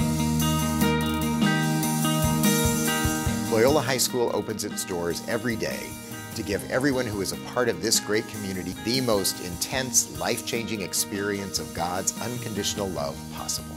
St. Ignatius thought that the most profound way to influence someone's life was to give them an education. As principal, one of the things that I want to do is to empower the teachers to be creative and use their imagination in their classroom. The AP World History curriculum came about 4 years ago. And what we learned was that by giving more students opportunities to take AP History, even as sophomores, as young students, that they would achieve at a high level. How can a pencil be a musical instrument? So what happens is we built these microphones that are attached to the speaker, and it's run through a computer, and the students spend some time programming the computers to modify the sound.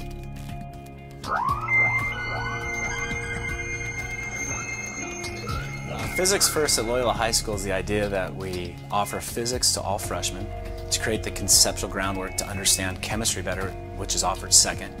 And chemistry better prepares students to do modern biology third. So it actually could be called biology last. They'll practice science as student scientists and engage in that inquiry, and what they find, surprisingly, it's fun. It's fun to get in the lab and to engage in a question and try to understand better how things work. My name is Bob Overing. I'm with the Lincoln Douglas debate team here at Loyola. The Tournament of Champions is held every year at the University of Kentucky in Lexington. It's the most competitive elite tournament of the year, and this year we had 4 debaters qualify in Lincoln Douglas and 1 policy team. I debate 100 rounds on a given topic, so I hear debaters from all over the country, all different walks of life, telling me different things about what they think about the topic, what they found to be a compelling argument. I couldn't have wanted to do it so much if it weren't for the great guys who are in the program. They're my best friends, and Loyola wouldn't have been the same without debate to start those friendships.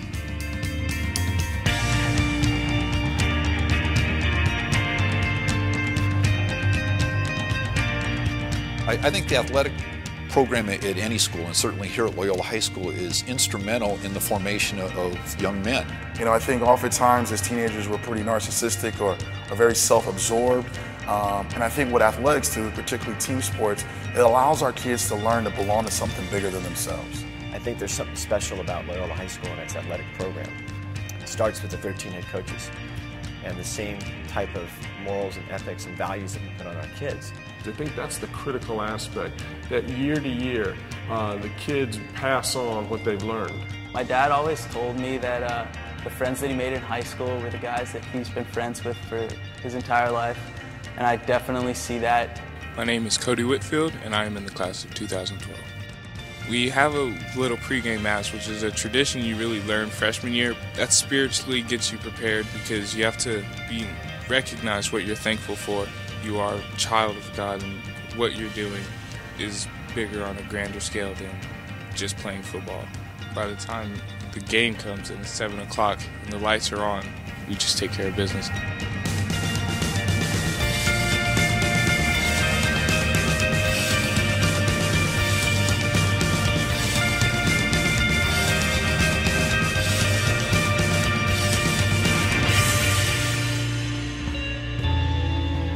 Our Making a Difference report tonight is about a high school in downtown LA which has made good deeds a part of the curriculum for a long time. In fact, they do so much that social service agencies now count on the kids to do some of the real work in town. Community service is where the rubber hits the road, where our students, they are called to go out and serve persons beyond the Loyola campus. Over the years, Loyola students have donated more than 1 million hours of much-needed time, changing lives on both sides. You hear about successful businessmen who make it and then forget how they got there, or those who aren't as fortunate as them. And I don't want to be like one of those guys. Anytime we refer to teaching, we refer to it as the ministry of teaching, because it's really viewed that it is in and through our work, it is in and through those gifted places that we will make God known to our students, to the people with whom we minister. Back at the homeless shelter, perhaps senior Spencer Jack put it best. What are you here to do? You need to pick other people up. All these boys are just so amazing. They all are just good friends and good people in general. This school has definitely rounded them to be wonderful gentlemen. They're awesome. I wouldn't want to be around any other kind of boys, besides little boys. Anything that you want in this life is dependent upon the hard work that you put in, the time that you invest. I want my boy to be an upstanding, good man. And as I'm learning, he's going to have lifelong friends. And they're the same man he is. I don't know how it gets better. What kind of man will you be? I feel very privileged and blessed that I get to make music every day with these kids. What kind of man will you be? I know that I will benefit from it in the future. I'll know how to be independent, be on my own, and I'll know how to put the hard work in when it counts. What kind of man will you be? The breadth and the depth of the experiences of this place that go far beyond just me in my classroom. The totality of the experience, that's why this place is special for me. Welcome to Loyola High School. What kind of man? What kind of man? What kind of man will you be?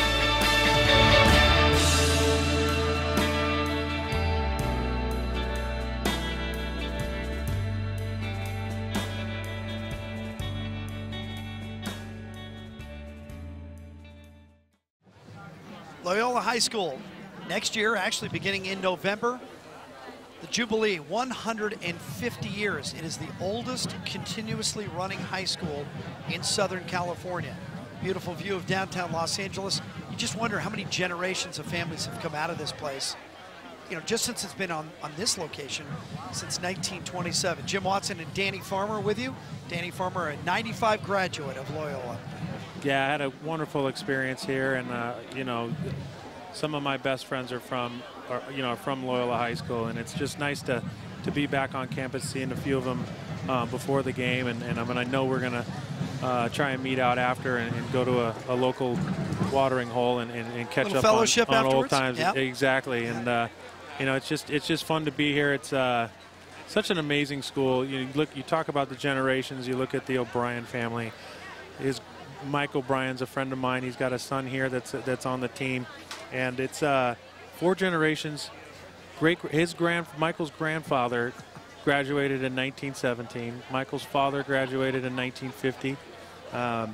Michael graduated in 1983, and there's a 4th generation O'Brien that's graduating in Robert in 2015. So and that won't be the end of it. That won't be the end. You know, there's going to be more O'Briens down there, but that's just one example. Obviously, you look at the Vanis family, you look at the Smith family and the Pernickes, and you know all these old LA family names that are just is such a big part of this school, but also such a big part of Loyola. It's just a great group of families that have put their stamp on Los Angeles. You just mentioned the Pernickes again. We talked about it briefly at the top, but this game doesn't happen on the internet tonight. It doesn't probably happen on this field on campus without the Pernickes stepping up. I think they threw down $25,000, Bob and Sally, and got a couple of boys come out of here, Paul and Mike, and they're using the offices here. Is that Rupert Hall? Yeah, and that's Rupert Hall right here to your right behind those goalposts is Rupert Hall. They're in there in one of the offices watching it like it's a skybox. But I would think by now they've come down to the field. Yeah, I'm sure they're probably going back and forth. But this is a big production. You've got bleachers on all 4 sides.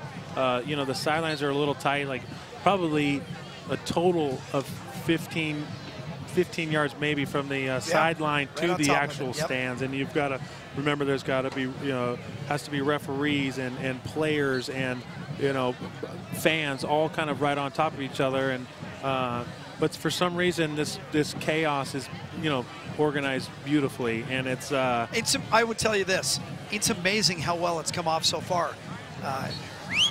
Corinne Chamberlain was up here and she's really put this whole thing together. And I was going to say something, I didn't want to jinx her, but I tell you what, if I didn't know better, I would think that they play here every week. It's just it's run smoothly. It's run like any home game at any high school in the country. Yeah, and concessions, the bathrooms are all open. A Pie and Burger down there. We've got tickets for Pie and Burger, by the way, and I might cut out. I might have to send somebody down here. There's a broadcasting club that we've been working with that are our spotters tonight. Maybe we send one of those guys down, Nick and Philip. Nick Kohler and Philip Baker, our statisticians tonight. These guys not only doing a good job for us, but as you told me before the game, they started the broadcast club here at Loyola. Yeah, I think that's actually a great thing. Obviously, being in Los Angeles, being next to Hollywood, there's a lot of local talent here. Alex Michelson was here at the game earlier. He's a local kid out of Agora. He went to USC. Now he's doing stuff for ABC. You're from Orange County. I'm from LA. We've both kind of dabbled in this space, and there's just a lot of opportunities here. And for them to start that club, and it's fantastic. It's fantastic, and I think long overdue. But they're really trying to make a name for themselves, and it's great to have those two here. I think they're over at Pie and Burger. I know. Where are they? Yeah, where's our stat guys? Well, the game hasn't started yet here in the third quarter. And just to pay this off, these guys, Nick Kohler and Philip Baker, before the game, we're asking them about the broadcast club at Loyola, and we said, well, what position are you? And Nick said, I'm the president. And Philip said, I'm the vice president. I'm the vice president. That was great. Yeah, they're back now, so we can get our numbers straight again.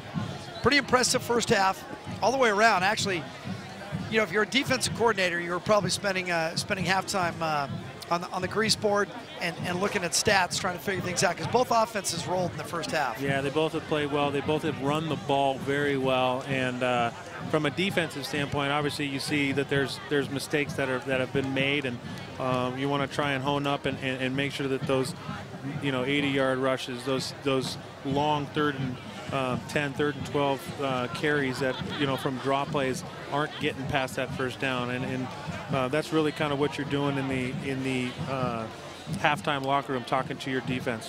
One of the things that Marvin Sanders did before the game even started, he made his first really good move as a head coach tonight. He won the toss and he deferred to the second half. So now he's going to get the ball first in the second half. A lot of coaches like to do that because they want to put their defense out there first, get a stop. Now, he didn't do that, but it still worked out in the first half where Loyola has the lead going in and gets the ball first in the second half. Yeah, and that's nice. And this will be a big drive for Loyola coming out of halftime. And, you know, if they can put pressure, put the ball in the end zone and really force St. Augustine to play down from behind, especially 2 big scores down. If it's a touchdown, being down 14 is you know, a little intimidating as a young high school player, because you know how hard it is to put the ball in the end zone, and not only once but twice. So, you know, this is a big series for both these teams, obviously, and if Loyola can somehow find a way to score here, it puts them in a really good position to win this game.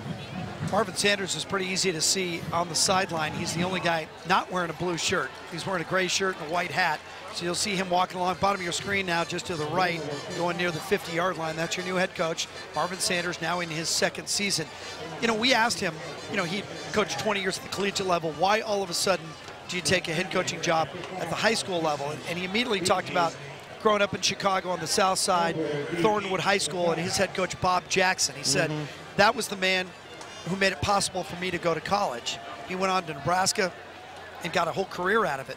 And he said, I want to do what he did. I want to give back. Yeah, and I think he sees himself in a lot of Bob. I think he wants to take those, you know, those attributes that Bob had and really instill those on young men. And I think, you know, again, he had opportunities to go pro, to go college, but, you know, being here, being part of this family, it's been great. Tolbert is back, and this ball skipping away from him, and he's going to watch it go out of bounds. So they'll get it at the 20-yard line. They get a break.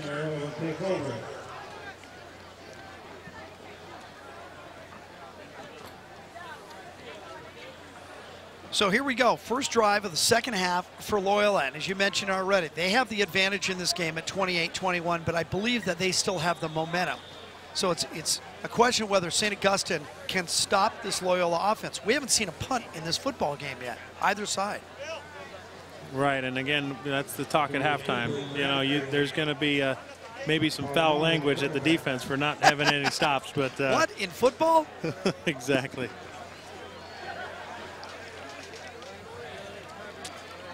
Trey Palomalu. Oh, and a hit up the middle as he crosses the 20-yard line. Francois, yeah, Francois Sims the second. Laid out David Cooper there. Nice job by him to get his pads below David Cooper's pads and drive him backwards. I don't know that Cooper saw him coming. I do not think he did. Taken off his feet, and he sat up and said, what was that? And that was the scariest thing. I remember getting a handoff and trying to dive into that hole. You could see straight in front of you, but you couldn't see what was coming from the angles.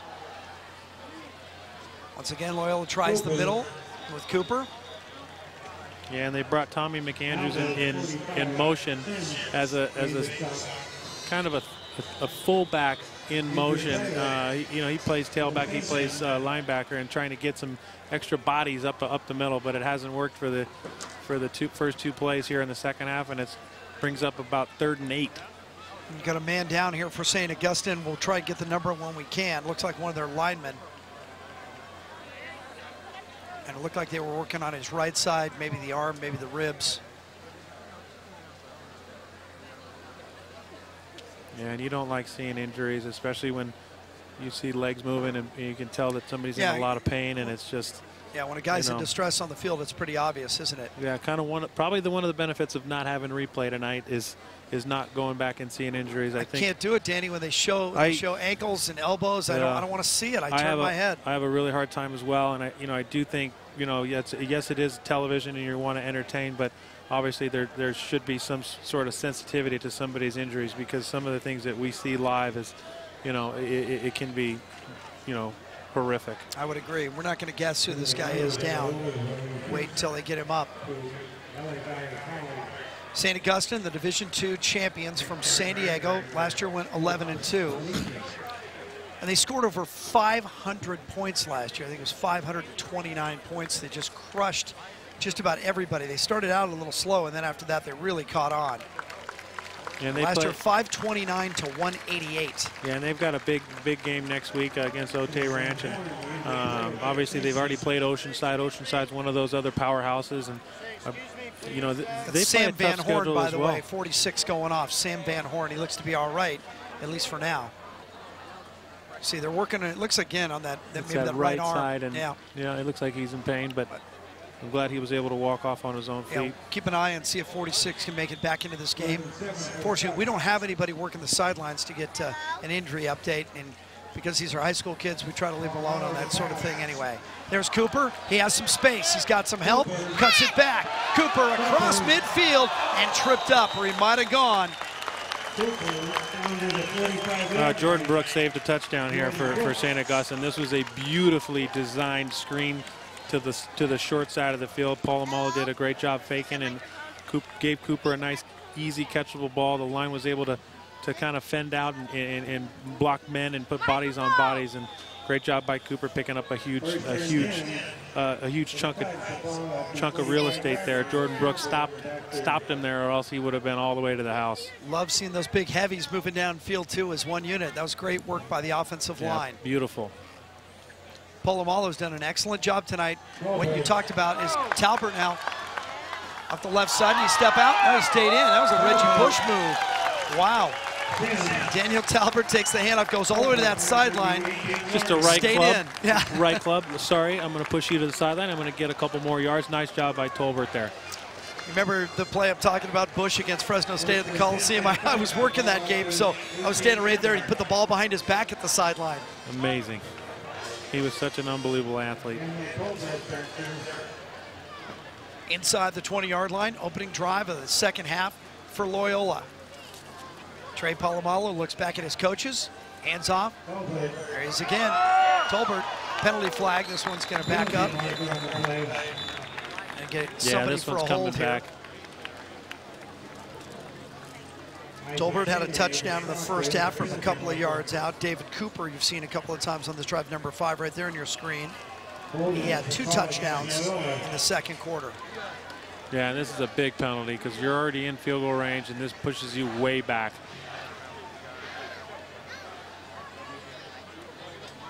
The benefit, though, is it's still first down. So now you just start attacking this in chunks.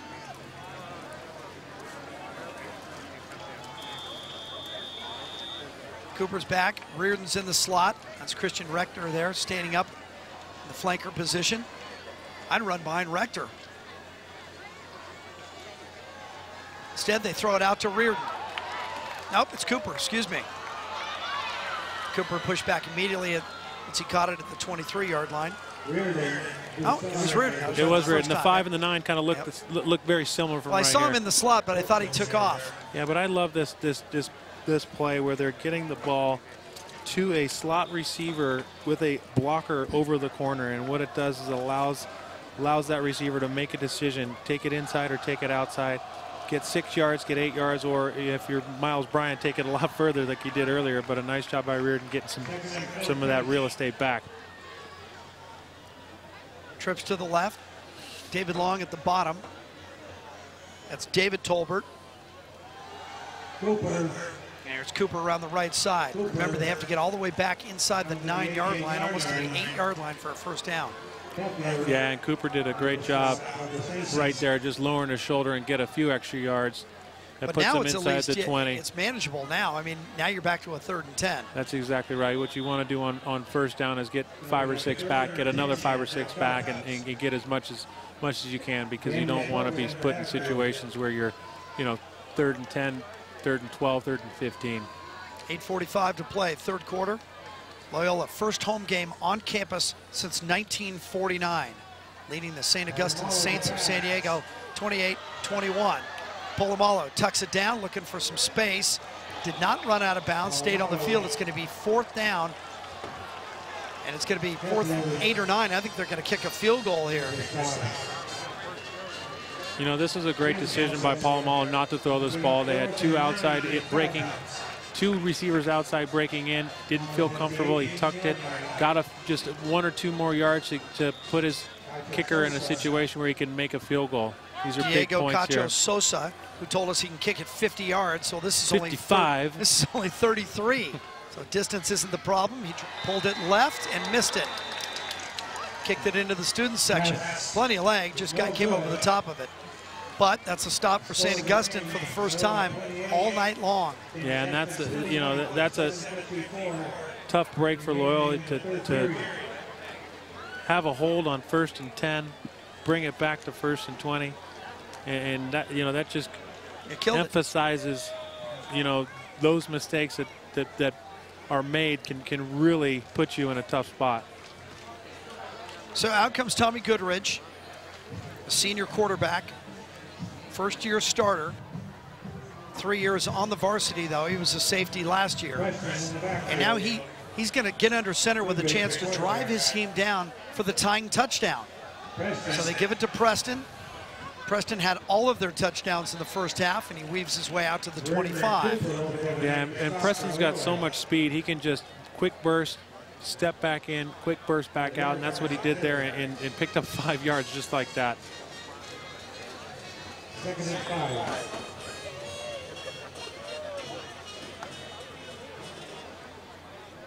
Frank Buncombe was the big receiver coming in, number 5 for these guys, and Loyola's done a good job of kind of taking him out of the game.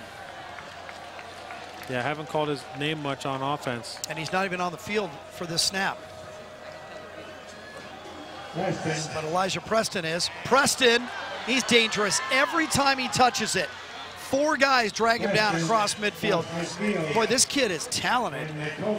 He is fast, Danny. He gets out of that backfield and just turns those shoulder pads right upfield. Yeah, I think he's got something special. I think he can play at that next level. He's got a little bit of everything. He's got the speed. He's got the wiggle. You know, I remember years ago, I was doing a game, and we went to practice the day before at De La Salle, and this young kid comes over, tiny MJD. little guy, and he says, "Do you guys think I could play college football?" And I said, "Well, who's looking at you?" He said, "Well, Colorado gave me a call, but I don't know if it's going to work out." Yeah. Maurice Jones-Drew. Maurice Jones-Drew. And I think it worked out for him. Whatever happened to that kid. Ball's loose. Loyola says they have it. I think they do, and they do. Sims. Dixon was in there. Dixon's always in there on the big hits. 42. Yeah, and Sims put this one on the ground. I think Sims was getting kind of tackled at the ankle. I think he rolled his ankle a little bit and gave up the ball, and great job by Loyola falling on that and putting themselves in a situation with the short field and again taking advantage, if they can, of the mistake they made by missing that field goal on the last drive. The St. Augustine coaches are just next to us here in the makeshift temporary press box, and the whole place shook when that ball came out because they knew they were 45 yards from tying this game. I took 2 steps to the right. Yeah. I just gave you a little bit more room if that wall comes crashing down. Those coaches were pounding on this wall, and it's held up by tape. Polamalu fires out to Beasley. Beasley down near the 45-yard line, close to a first down. Yeah, I like this Beasley kid, just a sophomore, but you can see a little bit of burst that he has, a little bit of quickness, and he caught that in stride and was able to get a nice chunk on first down. We were teasing him in the first half about wearing 94. If I'm him, I keep it. I make 94 my number, right? Own it. I agree.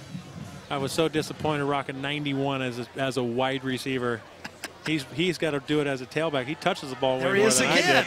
Yeah, you own that 94 to the 30-yard line, and they never get him down.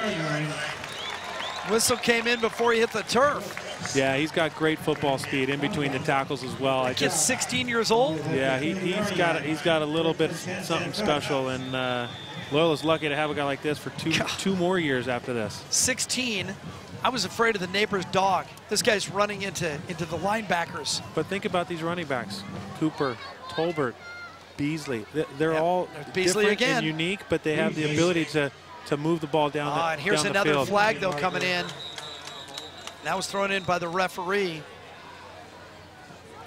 Mark That's Milsom in the backfield just took it out, a good one. Flipped it forward, and that's going to be a hold. Never a good one. This one's probably coming back, and this is what killed the last drive. Same, a little bit further back, but kind of the same situation. Now you're going to be probably put with a first and 21, first and 20. Look, I understand being on the offensive line. I've never been there, but I have empathy for those guys. to do that all night long, there's a guy right across the way, the same size, the Yeah. same anger level as you, and you're trying to move him 3 feet to his left, and he doesn't want to go there. All night, that can be frustrating. Mike Lamb, an old friend of mine who played on the offensive line at USC for Marcus Allen back in the day, Mike Lamb used to tell me, look, you don't even need to watch the backs of the receivers. You want to know who wins a football game, just watch those 10 helmets that are about 2 yards apart the whole night. Especially for both these programs that are predominantly running teams. Polamalu against his body, but he was good at this in the first half. Spins back. Now it's a fire drill. Throws open. Beasley. Beasley's dominating the third quarter.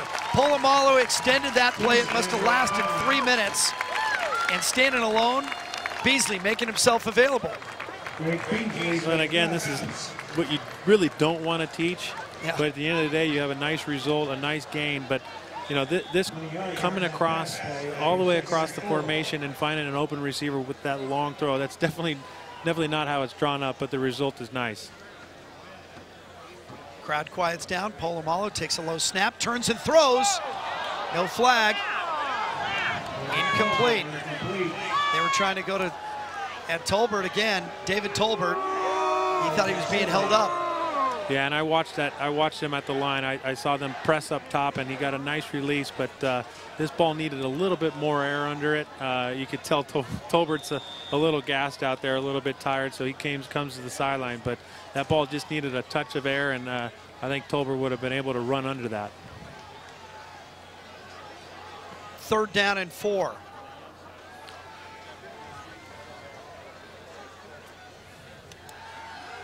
Looking for David Long, and he was covered.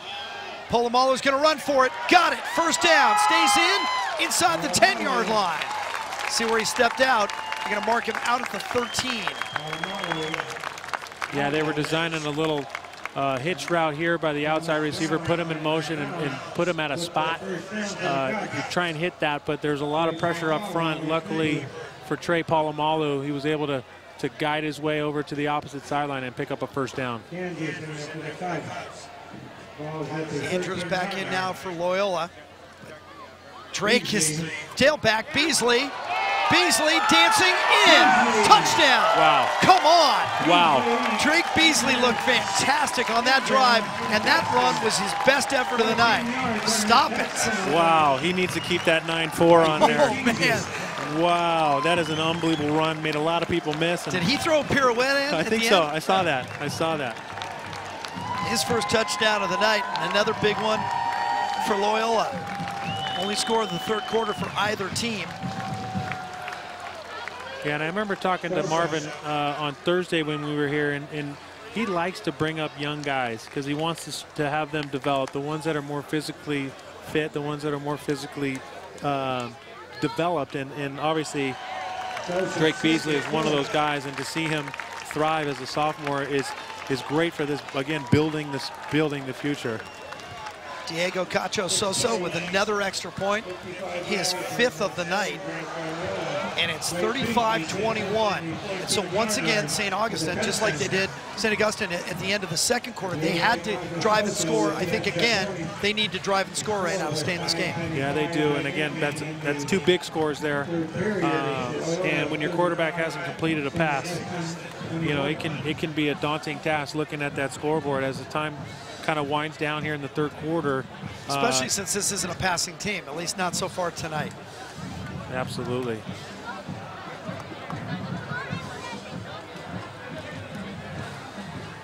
See Mike Gilhooly down here. Mike's been coaching here for about 25 years. He was here when I was here.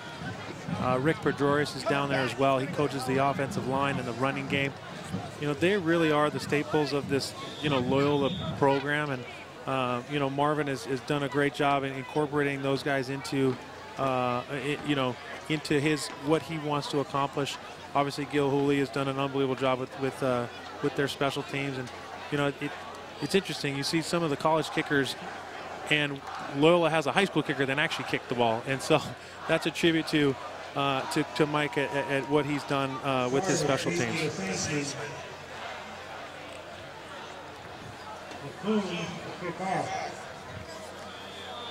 McClune to kick it off for the Cubs of Loyola, up 35-21. 5:25 to play in the third quarter. Still a lot of football. Here's Broussard. To the 20, and that's all. Oh, he's going to pay for it.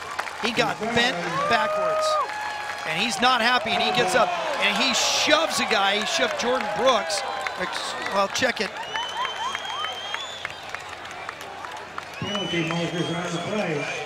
Yeah, they're going to throw him out of the game. Well, there's a couple of penalties here. There's one over here, and then I saw a couple of a little bit of riffraff over there at the 25-yard line where that penalty flag is.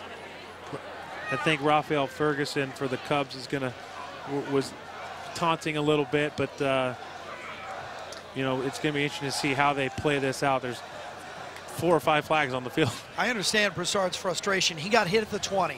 He got hit again at the 19, the 18, the 17, the 16, and driven and back to the 10. 15. Yeah. And there was 9 guys in his face. Right. And he got up and he started to just shove the nearest guy. But you know, you got to keep your head. You got to stay in the game. I'm looking at him over on the 25-yard line on the sideline. I don't know that he's been thrown out of the game. I hope he hasn't. I don't think he has. I do think it's hard to stop that train when you got, you know, 10 guys going in one direction. But I think they're just going to give him a penalty and go half the distance to the goal and bring this thing back into the inside the 10-yard line. Keep him in the game. Wasn't a big deal. He didn't throw a punch. He just pushed a guy. So the ball is sitting inside the 10-yard line, and right behind Goodridge, the quarterback for St. Augustine, is the student section for Loyola, and it's awesome. I love it. It's the downtown end zone. It's the Cub Den. And here comes some penalty flag. So this is going to move it back even closer. We'll see. Maybe we can get a shot of this. It'll be just behind the huddle for St. Augustine. And these kids are going to make some noise because they were making noise 30 minutes before the game started. And let's see, get confirmation of this penalty. But I believe you're right. It is going to be another penalty on the offense. Put this thing inside the 5. Preston put a mean stiff arm on Jordan Reardon here. Again, one of the benefits of not having replay is seeing something that maybe you do wrong. But really good job by the Cubbies to push them back into. I love the downtown end zone. I love that. We can call it the downtown end zone. We got the beach end zone over here. Oh, I like it. Very good. 70 degrees and a sea breeze? It was 70 degrees and ocean breeze. Ocean breeze, that was it. And normally it was... Steve Grady line, yeah. Yeah, we used to say 90 degrees and can I get some water, please? First and 15 from the 3-yard line. Preston standing 3 yards deep in the end zone. A long way back for St. Augustine from here. Preston cuts back. Twice out to the 20-yard line, close to a first down. Man, that's really frustrating from a defensive standpoint. You've got, you know, 1st and 20 inside the 5-yard line, and you allow a running back to get 20 yards. You know, you've been saying Augustine. I know. And it's Augustine. I know you've only said it a couple times. Only twice tonight, yeah. But there is a city in Florida, St. Augustine. I can't even get that one right. Yeah, that's the problem, yeah. But it is Augustine, and you know, obviously, looks like we're going to have a guest speaker here coming up. Let's take care of this play first. It was a first down. St. Augustine hands off. Preston, give him another 10 yards out across the 30-yard line. Reardon the stop for Loyola.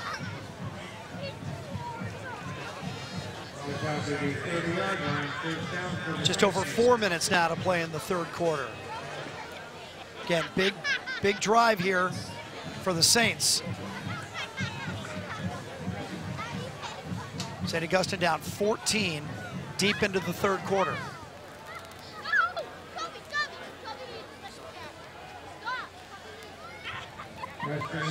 So back-to-back first downs here for Elijah Preston, who's having a big night. Gets another nod here, straight arms a guy, and earns every bit of those 4 yards. Yeah, and that's exactly what he did. That straight arm did 2 things. One, pushed him back initially, but it gave him enough wiggle room to fall forward and get the extra 2 or 3 yards.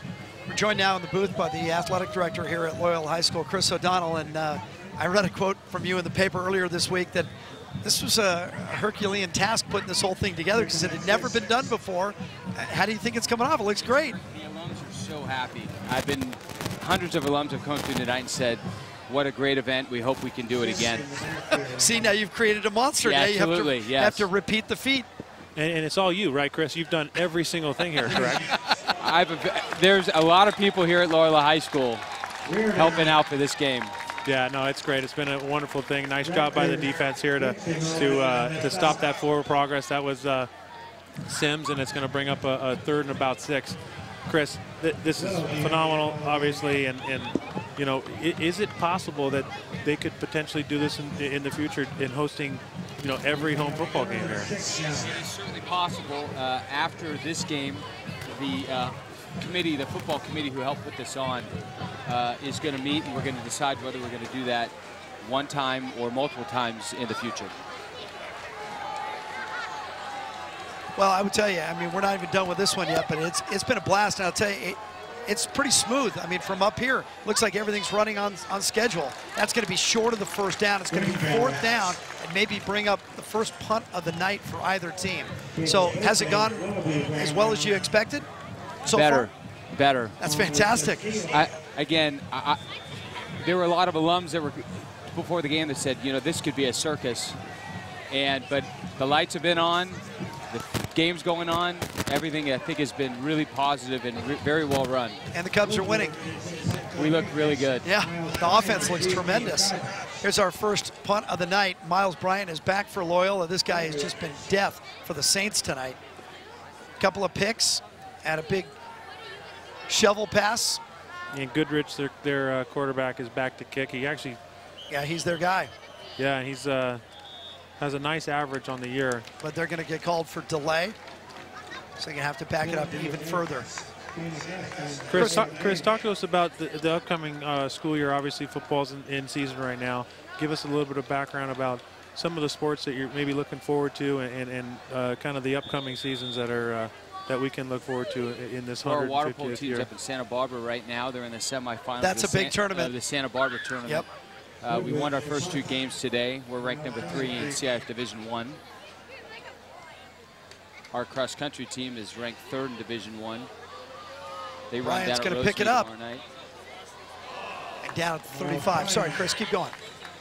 How about the soccer team? Pretty good season last year. Our soccer team ended up number 2 in the nation last year, 30-0-6. They were fantastic. Unbeaten in 36 starts. Yes, and our basketball team did very well last year. We're looking for big things in the future from them. And the spring sports. Volleyball. I mean, volleyball is always. Yep. He's waiting for you to say it. I'm patient. Being a former swimming coach, I'll plug the swimming team. Absolutely. We were runner-up last year at Division I. Yeah, it was nice to come walk through the halls on Thursday when we were here, Jim, and seeing football practice. You see basketball starting to practice. You got swimming and water polo going on in the pool. It's just great to be back. Polamalu's going to throw it away. He wanted David Long coming down the sideline. Now a flag comes in late from the referee.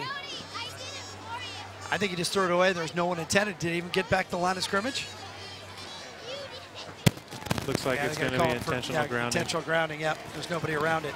Chris, anybody you want to thank for the night? Obviously, there's a lot of people, and it's going to be very difficult to thank certain people, but anybody that you want to mention? The football committee in general, Jack Girardi was fantastic, but more than anyone else, Corinne Chamberlain, who's in charge of defense at Loyola High School. Yeah. I was getting emails from her this week at 1 and 2 in the morning. I was on some of those emails. I mean, what was she doing up? What are both of you guys doing up at 1 o'clock in the morning? I wasn't up. I got them back when I woke up in the morning. I have a 1-year-old. I was up too. Yeah. Mine are 7 and 5. But she just put in a ton of work making this look seamless, but it certainly on her end was a lot of hard work. I can only imagine the laundry list of things that Corinne Chamberlain had to overcome to make this happen as Beasley takes it around the edge and is knocked out at the 35. This guy, 94, has been on fire since halftime. We really like the looks of this guy. But getting back to the folks who helped you out in this one, Corinne Chamberlain, everything else she's done, at halftime she delivered hot dogs to us up here. She's unbelievable. Very thorough. She helps run our auction as well, which raises annually over $1 million. And to put on the auction and to put on this are two phenomenal events. And the golf tournament that I'm the committee chair on. I mean, I know what Corinne has done over the years. She deserves a raise, and she's going to love me for saying nice. that. That's nice. There goes the budget. First mistake Beasley's made. He drops that ball. I don't know if he would have gone very far. Yeah, and just a little bit sloppy here the last few plays for Loyola. Obviously, the intentional grounding, the drop pass from Beasley, and now Loyola's going to have to punt for their first time. Chris, we also mentioned a couple of people that really made this whole thing possible financially. We talked about Bob and Sally Pernicke, who anteed up, made this thing a reality. They have been great supporters of the entire athletic program. Our Pernicke weight room obviously is named after them. You know, a couple years ago, we wanted to have a second level to our weight room. Ball gets away, but he's got time. Don't have to panic. Sosa gets it off. It's not going to be a great punt, but it's out near midfield. But Bob and Sally Pernicke have just given a lot of money to make sure that all of our athletes and actually all of our students here have an opportunity, whether it's through intramurals or whether it's through athletics, to be as healthy as possible and put on a Loyola uniform and wear it and compete for Loyola High School. Chris, let me bring it back to football before we let you go and ask you about the selection of Marvin Sanders as your new head coach. You guys always went inside the tree. You always got a Loyola guy. That was one of the first questions when you got this guy. He hadn't coached high school football before, 20 years at the collegiate level. He came in. I love the comment you made. Some people say it's a risk. I say it's an opportunity. Why'd you think that? After about 5 minutes of listening to his first interview, the four of the members of the committee, we looked at it because literally we almost didn't interview him. It was we had to vote. It was a 3. I cast the final vote. I said, he's never going to take our job. He coaches in college. And so he had an opportunity in pros. Yeah. Why would he come back to high school? We gave an interview. Yeah, the Rams offered him a job, right? Yeah. So he chose Loyola over the St. Louis Rams. He's got You're having a better year than they are. Right now, yes. No, Chris, I agree. He's got that passion. You can tell that he wants to give back, and that's exactly. I think he looks comfortable and feels really comfortable in the situation, and I just commend you and obviously the committee for making that decision, because it is nice to have somebody that has this much talent but also has this much character. Goodrich just threw it into the Pernicke weight room, and the Loyola sideline says, why isn't that grounding? Yeah. There wasn't anybody over there either. No, that wasn't close to anybody. That thing almost landed in the pool. So what are the chances, if you do this again next year, you're going to block off Venice Boulevard? Because I use that to get home. If we hold a game here until we build a parking structure, anytime we have a game, Venice is done? I hope Venice Boulevard is closed. Yes, I understand. Yeah. Well, I mean, I came rolling into campus about 4:30 today, and they had it blocked off. Traffic was being, detoured away, flowed pretty nicely. It didn't seem to cause any problems. The city was very helpful. Are the neighbors good to you guys here? They like having Loyola in the neighborhood? They do. There's always going to be some pressures because there's a give and take there. Traffic, and it happens at every school. The administration, our students do our best to drive safely in the neighborhood, not go too fast, and respect not the whole entire community, not just our property. It's an asset having you guys in the neighborhood. I just wanted to make sure that the neighborhood is actually recognizing that. Yes. Because you bring a lot of positive energy into this part of town. It's going to be Loyola ball at the 40-yard line. Total yards on the ground are pretty close, huh? Yeah, it looks like St. Augustine out rushing them a little bit, but with a lot more attempts. Loyola's done a pretty good job. And you take away 80 yards of that, and they're at 150 yards, so Loyola's done a pretty good job at that. Start the fourth quarter here. They flip sides. St. Augustine ball at the 40-yard line of Loyola, down 35-21. And again, maybe last chances here for St. Augustine. Got to put the ball in the end zone, put some pressure on that Loyola offense. Almost intercepted by Rector. Coming off the corner one more time is Tyler Nickel. Nickel again. Nickel has been in the face of Goodrich all night long. Nickel moves pretty well for a big guy. He got his hands up in the air, and Rector almost picked it off on the tip. Hey, Chris, I think I got a suggestion. The next game we have here, you can start selling skyboxes over there in downtown buildings.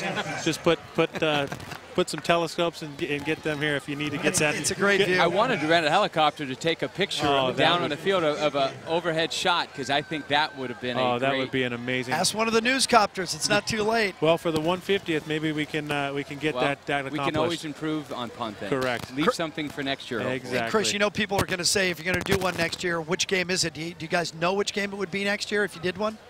Or are you not announcing that yet? We have no idea. Again, we don't know that we are going to do it, right. And if we do, we have no idea which game it would be. Well, it came off so well, and if you win the game, everybody goes home in a good mood. It's going to be hard to keep the Wolves outside your office. And I think too, you could probably attest to this, having a team from out of town that maybe doesn't have as many fans. You know, I think they had 500 tickets, and but having a team from out of town probably was a blessing, knowing that, you know, if it was another local team, they would want to play in this game. Yes, I mean, that was done intentionally, especially for the first game. And when Ed Hearn heard that we were looking for somebody to play, he said, we would love to be that team. Yeah. You don't want to bring Paulie or Mater Dei up here? See how many you can get around this place? We need about double the size, I think. Absolutely. Great rivalries with both of those schools. Chris, we're going to let you get out of here and get back to work. Appreciate your time and all your work. very much for all your Thanks help. for letting me be a part of it. This has been a blast. A lot of fun. Thanks, You're going to call that an incomplete pass. So Loyola keeps it. Chris O'Donnell, the athletic director here at Loyola High School. And, you know, can you just imagine the first day lands on his desk? Here's what we want to do. Yeah. And you're the guy who's going to do it. You know, amongst all the other things the athletic director has to do, now you have to put on this gargantuan effort. Yeah. And you got to rally troops right away. And here's the thing I thought about driving over today. You can't just say, well, let's do it like we did last year, or let's improve on last, because they hadn't done it. They hadn't done it here in 65 years. No, exactly. Bryant, another hold coming back on Loyola. It's getting a little sloppy now. Yeah, from both sides, on both sides of the ball. Game's Obviously, really slowed down. You saw Palomalu fumble that snap. It looked like a fumble, but they called it an incompletion, and now you have a penalty for it was a forward pass, but now you have looks like another hold to push this thing back. And so you look at the last 5 or 6 plays, you know, a couple fumbles, couple drops, a couple penalties, and this thing's gotten sloppy. Luckily, for Loyola, they have a 2-touchdown lead, and St. Augustine still hasn't been able to throw the ball, and I think that's really going to be the difference if St. Augustine can get back into this game. One thing I know about high school football, and again, I've been watching it since I was, 3, and I've been calling it since I was a little older than that. Been around the game now. Yeah. Since 91. Right. High school football games are never over. Right. I learned that the hard way, putting them in the fridge early. And then all of a sudden it flips and a team scores 5 touchdowns and comes back from nowhere. So I'm not going to put this thing away yet, but that's a nice help there. That's a big help, and especially if they can convert this 3rd down. That clock is winding down. It'll be below 11 minutes here, and they pull this, put this past the 1st down. They can get it down to 9 and be on their way and come up. This is a big game for Loyola. Well, we talked about it in the first half. I think it's really important. Well, talk about a team won 4 games last year. If they win this, they're 3-0 to start the campaign. 3-0, and there's not a lot of easy wins. With a win the rest over of the a way. defending CIF champion, by Correct. the way. Cooper spins. Great play. Ball was a little behind him, but he made the catch. Stays on his feet and in bounds. Cross midfield before he's shoved out. Well, this could be the knockout punch for Loyola. If they take it down and stuff it in that beach end zone. Beach end zone, correct. The Pacific end zone, the Pacific Ocean end zone. Great play. I love this play by Cooper. It's basically an extended handoff, and they just get him running straight to the sideline, dump it off to him, and get him out in space. Just a great design play, and nice job by Cooper to pick up some big yardage. Palomalu hands it off. Cooper again to the 40-yard line. Let me ask you about Palomalu. You said at the top, Marvin Sanders wants him to be more of an athlete than a quarterback. Manage the game. Don't make any stupid mistakes. I think he looked terrific tonight. Yeah, he's done a great job. Obviously, you see him tuck it a couple times. Obviously, he had the one going across field and hitting the back on the opposite side of the field. Maybe not the right decision, but it ended up being okay. But for the most part, he's done an unbelievable job managing this game and getting the most out of this offense. You know, it's funny is people who don't really know the game, that's the play they're going to talk about going home. And Palomalu scrambled, reversed his field, turned through all the way back for the 1st down. That's going to be a hold, I think, on the cornerback. Yeah, I think so. Got tangled up. They're trying to go to David Tolbert. You know, and that's the second time they've gone to Tolbert up the right sideline. I think that's a matchup that they like. You're looking at Isaiah Taylor, true freshman, but he's a big kid. Pick on him, yeah. Go after the 6'2", freshman. 175, and you know, you look at that matchup, and I think Tolbert says, "Listen, I'm a junior. I want to teach this freshman something about playing football." Now, if he grabbed early because the flag was 10 yards behind those guys. It is a hold. It's first down now. Yeah. Like, can you imagine playing as a true freshman on the road at a school like Loyola? I mean, that's just amazing to me. That, you know, says a lot. I mean, that's a tough task, and you're going man-to-man press into the short side of the field, and you know they're gonna try and exploit that again.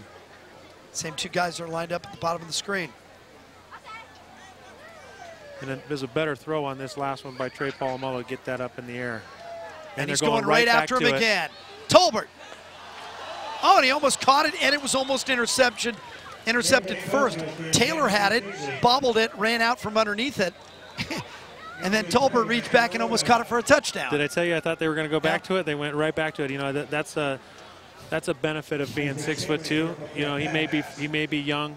He's a freshman. He maybe doesn't have the technique, but he's long, and he ended up getting his long arms in there and breaking that ball up. Nice job by Isaac Taylor. Yeah, that's a nice moment for the freshman there because they were picking on him. They got the flag on him, went right back after him, and he almost picked it off. Yeah, great job by him to just tend to forget the last play. You know, that's a funny thing about football. You make a mistake, and some of the best players in the game will make a huge mistake and turn around and literally forget it.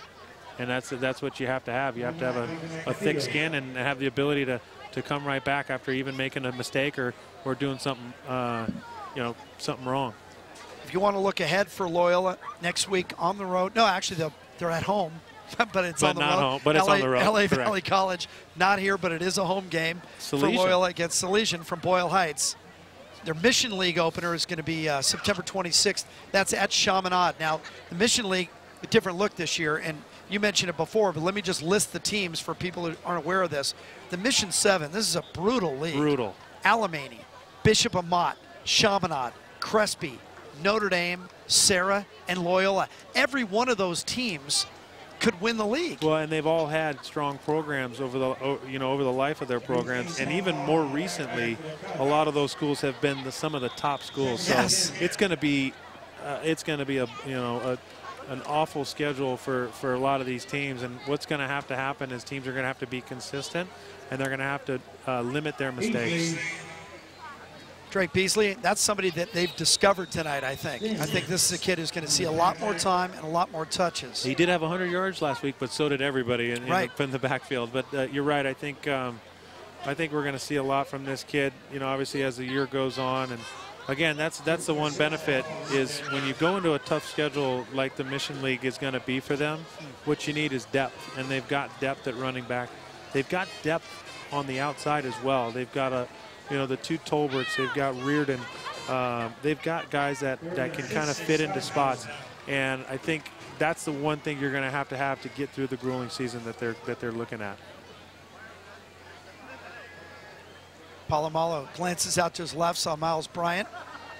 He's going to keep it down inside the 25-yard line. I'll tell you what, when I first looked at this new Mission League lineup, it reminded me when I was a young guy, my dad used to take me to the Santa Ana Bowl and watch Angeles League games, which was Mater Dei and Servite and St. Paul with Mary Nansich. Loyola was in that league. Amat, I mean, it was brutal. And I'm telling you what, you know, when I got to high school, we still sometimes would skip our own game. I was a basketball player to go watch the Angeles League games because they were just better games. It was great football. Right. And I remember, you know, with that, for Loyola, having to drive down to Orange County so many times was such a tough thing. My senior year, I believe, we went down to Santa Margarita. Oh, which that's is, a long drive. Yeah, even further. And that's obviously one of the great programs. So you're talking about, what 93, 94? 94, I believe, yeah. 94, so, 95. Carson Palmer had probably just gotten out of there? He was, I believe he might have been a freshman. Yeah. Yeah. Yeah. Throw it back against his body, and Again, Miles Bryant. That's the second time tonight that Polamalu's thrown against his body and delivered a ball on target. Yeah, and I noticed in pregame they were working on that throw. That is one of the toughest throws.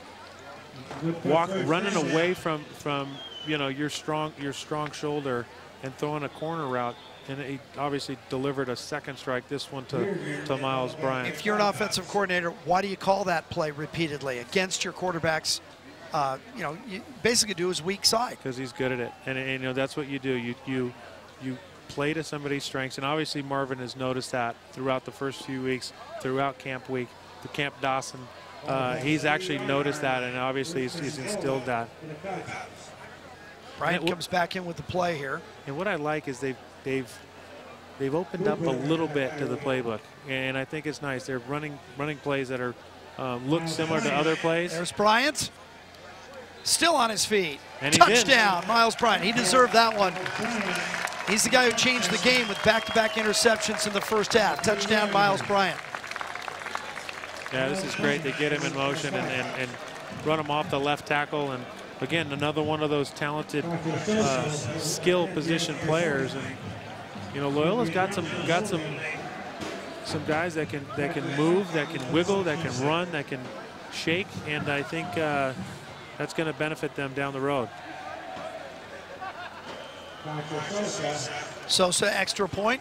He's been perfect on that tonight. And we've got this is the second helicopter that's above. I think they're just kind of looking to see what's going on here. They haven't seen a high school football game in the city for a long time, and I think they're just waving hi. I'm waving, Jim wave, there we are. But yeah, they must be stunned. They haven't seen this in forever. There's a spotlight on it, so I'm wondering if it's LAPD, Blue Thunder. Right over the school now? Yeah, I'm sure, these guys, every night they spend blanketing the city like this. I've actually done a ride-along with them. And tonight they probably said, why is there a pool of light on Venice? Well, isn't that Loyola High School? They don't play home games under the lights there. Yeah, and they gas up downtown, so they probably come up and they see this. They say, what's that light over there? And they look and see if, what this is in the middle of the city. It hasn't been lit up like this for a long time. Just circling the field now, and a lot of folks here standing and waving at the helicopter, just celebrating it. And it is the beginning of the 150th Jubilee for Loyola High School. Officially it begins in November, but all the preparations well underway, and of course tonight is kind of the unofficial kickoff. And James McClune with another kickoff tonight. He's gotten a good workout. Broussard at the 3. Broussard, he's got a hole. Broussard, full head of steam. Finally pulled down near midfield.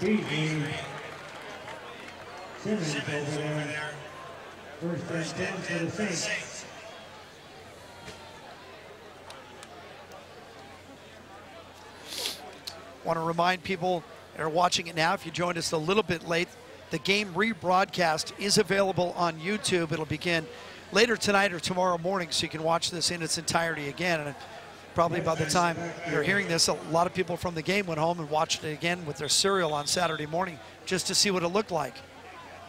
Well, I think it's looks great. pretty good at 42-21 for Loyola it really fans. does, and the good thing is nobody's going anywhere, and I think they just, again, want to soak it all in this magical day and having a game on campus. Goodrich just throwing this one up into the stands again. That one almost hit you, Waddy. You know what? I would have caught it. It's one thing I had was hands. Goodrich had no chance. They were had him pinned in. He had nobody open, so that was his only option. Actually, a smart play.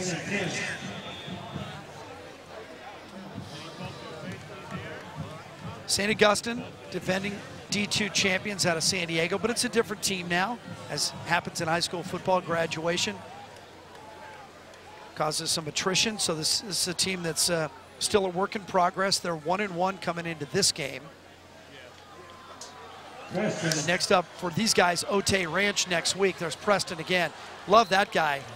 Put that name in your pocket and see where he shows up in college. Elijah Preston.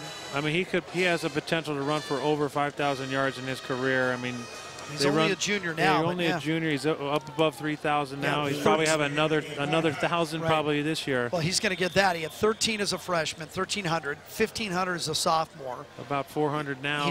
In this game, he's could probably got another 250. He could be over 200 already in this game. There he is again.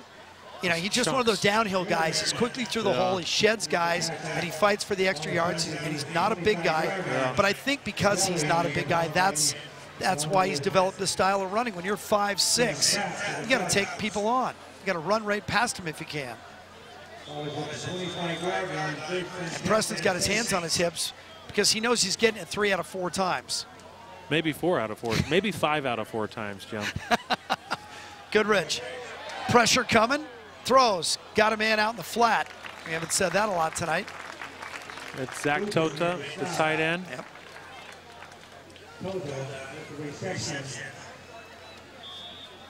Just the second catch of the year for Tota.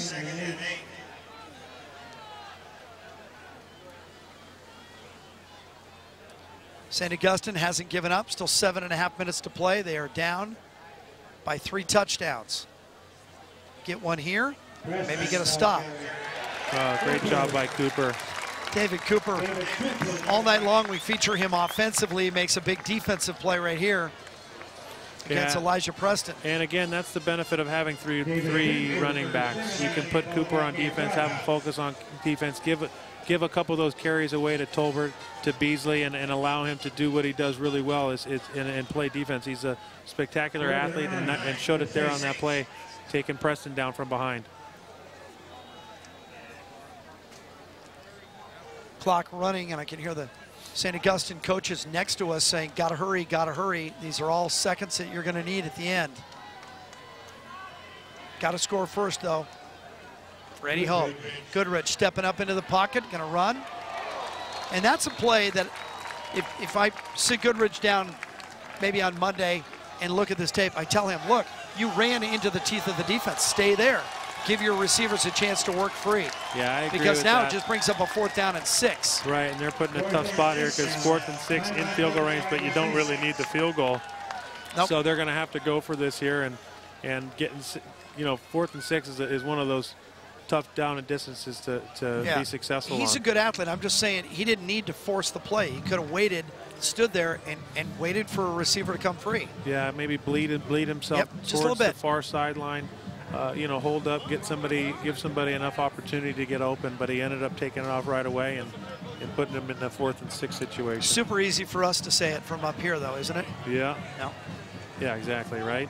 We're up here. We're old now, Jim. I mean, Yeah, you're just now coming into that stage of your life. I've been there a little while. Well, let's keep it young, and let's do an on-air selfie if we could. You're gonna take a selfie live on air? Sure, why not? Why not? There we go. I like it. Perfect. Now, piece of history, Jim. Are you a Twitter head too now? Can you throw that out? I mean, I'm going to try here. I'm going to try and see if my Good luck Twitter with that. feed. You kids and your newfangled technology on the internet machine. I'm still convinced the internet's a fad. Oh, fantastic. Well, we talked with Chris O'Donnell, the athletic director, during the 3rd quarter. He says it's better than they expected. Not just the game. Of course, they're all happy that Loyola was winning, but just the way that this event has come off. Now they just need to close it out. 4th down at the 20-yard line for St. Augustine. Blow it dead. And we're looking at a false start. Now it's going to be 4th and 11. And Goodrich looks at the side judge and says, you kidding me? Because I think that play was developing the way the Saints wanted it to. You know whose name we haven't called all night is Frank Buncombe IV. Has not played on offense, and I think that's a reason why this offense has struggled a little bit. They have the ability to run the ball, obviously, but they have really struggled with the passing game, and their top target being out, I think has kind of given them a really difficult time on offense. We haven't seen him since halftime. Frank Buncombe, wide receiver for St. Augustine, number 5, but not out there now. 4th down, Goodrich lobs one up, got a man, touchdown. Oh, that was a great play by Goodrich. Beautiful design play. They fake the run to the short side of the field and roll back out and try and misdirect the entire defense. And Elijah Preston leaked up the sideline and wide open with nobody within 20 yards, and puts them back on the board. And for Preston, his 4th touchdown of the game.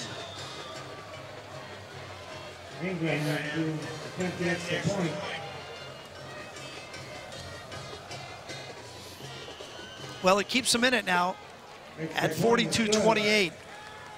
And there's still 6 minutes to play. Changes things a little bit, doesn't it? No, absolutely. I mean, they're back in this game. And well, now the Loyola offense has to answer. They can't just go 3 and out and punt it back. Yeah, and what you want to do is you really want to bleed this clock. And you know, 6 minutes to go. If you can get 1 first down, 2 first downs, it makes your likelihood of winning that much better. And St. Augustine really needs a 3 and out here because they need 2 big scores. And you know, these first 3 plays are critical to St. Augustine if they have any chance to win the game. And now, once again, this will fall to the leadership of Trey Polamalu, the Loyola quarterback, who, again, has to avoid a big mistake. No turnovers at this point. In quote, don't do anything stupid, right? According to Marvin Sanders. Marvin Sanders is head coach. He said, that's what I want out of my quarterback. He's got enough weapons out there. If he just distributes, they keep this ball moving downfield. Look, if they take 3 or 4 minutes off the clock, they don't even have to score. But they're going to have to click off a couple of first downs here at least. Yeah, and I would look to see put the ball in Beasley's hand. You've got Cooper that's been playing defense, playing offense. If you put Beasley in, put that 94 in. You know, he's got fresher legs, and obviously he's young. So if you can get him the ball in space and push that ball forward and get a first down or 2, you're in a good spot. Are you saying sophomores have fresh legs in the 4th quarter, but those old guys, the seniors, yeah, they wear down? Wear down. 17-year-olds, do you remember how easy life was at 17? You run for days. Now I see people running, and I always ask them, what are you running from? Look behind them. I still run. I'm swimming now. When you get older, I'm swimming at the Y with all the old guys. Swimming and spinning. Swimming at the Y. And spinning. Those are the 2 options when you get older. Looks like they're going to go with an onside kick here. Might as well. Ball pops up. This is a great kick. Oh, they had that and maybe got it back. They did get it back. I think Jacob Baker got there, number 3 for St. Augustine. Yeah, that ball touched 4 guys, and he was at the back end of it. He came up with it. It's Saints ball at midfield. Tell you what, this is an unbelievable kick. He got the right bounce. He actually got 2 big bounces. Yes, normally you want 1 big bounce, but this one actually did a double big bounce, which is rare. It's a great kick. Great kick and nice job. Cooper had an opportunity to secure it, but did not. And Jacob Baker was able to pick up the ball just around midfield. I don't know if I mentioned it. High school football games are never over. Did I mention that? I'm telling you, I've seen it so many times. And Marvin Sanders is out there. He's not happy about something. He's talking with a side judge. I think he was. I'm kind of in the same boat. Did it go far enough? Did it go 10 yards? And if it did not. And not 40 only to the 48 is not 10 yards, but several blue jerseys were in there and could have touched it. But did the white jersey touch it before it went that 10 yards? So that's the question. That's what Sanders was out, yeah. And he thought he won the argument. He thought they were going to point the opposite direction. Now the officials are gathering. There he is. There's the head coach. He's saying, look, they touched it before it went 10 yards. Yeah, well, if the officials are taking this long to talk about it, and this is actually their 2nd meeting, makes you a little nervous if you're wearing purple and gold. And Richard Sanchez, their head coach, is also out on the field. Well, maybe they're going to keep it. St. Augustine, nobody saw it, and that's all the referees said there was, if nobody saw enough to reverse it, I'm leaving it. Now, if Loyola touches that ball before the 10 yards, then it is a live ball, so that it doesn't have to go 10 yards. And my first instinct was that they did touch it. And I agree with that. So the ball's at the 48. Goodrich going to throw, and he's going deep, but he's going to overthrow everybody. And that's Bunkum. We haven't seen him. Yeah, we just said we were kind of putting a bow on his night, and he shows up.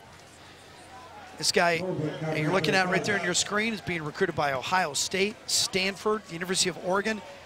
That's all I need to say. I don't even need to read you his resume. If you're getting recruited by those guys, that's the frosting on the college cake. Yeah, and he was all San Diego first team preseason in Cal High sports, and he, along with several others, are talented and show that there is a lot of football talent down there in San Diego. Buckham's already got a couple of touchdowns. Got 9 balls this year. Throw it out in the flat. Cutting back is Preston. Elijah Preston. Preston up the middle. Preston trying to go to the house. Pulled down at the 12-yard line. Baker saved a touchdown. We're checking. Yeah, it is Jason Baker, number 3. And now he's a little slow to get up. Maybe he got kicked right in the stomach. Sometimes when you tackle a guy from behind, he kicks you in the stomach. That was an incredible play from Elijah Preston. He made somebody miss up top, got on his turbs and sped right down the middle to get that ball inside the 16-yard line, 17-yard line. Just noticing tonight the number 3 is for both teams, are both Baker. Jacob Baker and Jason Baker. Yeah. So that's definitely that's unfair to a broadcaster. You can't do that. You're going to get him up. Yeah, I thought he just got the wind knocked out of him. I've done that before because I got beat deep many times and had to tackle guys from behind, and you're just getting heels in your face. Yeah, he got heel right in the chest. I think that's exactly right. He's okay now. He is. But this game has gotten serious for Loyola because now it's a first down at the 11-yard line for St. Augustine. Tim Mosiki, longtime trainer, out there checking on Baker. Seems to be okay. Jake Dunning comes in now as the fullback, number 39. Maybe give Elijah Preston some help, although he hasn't needed any tonight. This kid could have a 300-yard rushing night. There he is again. Preston, touchdown! St. Augustine, they're right back in this game.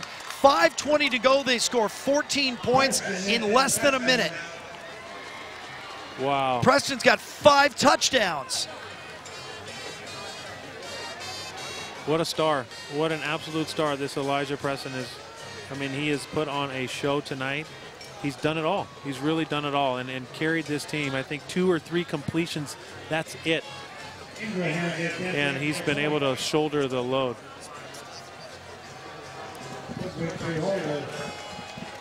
I just went to the stat crew and asked them if they could pile up the yards that Preston has. We've got to see if this kid's going to go 300 yards tonight.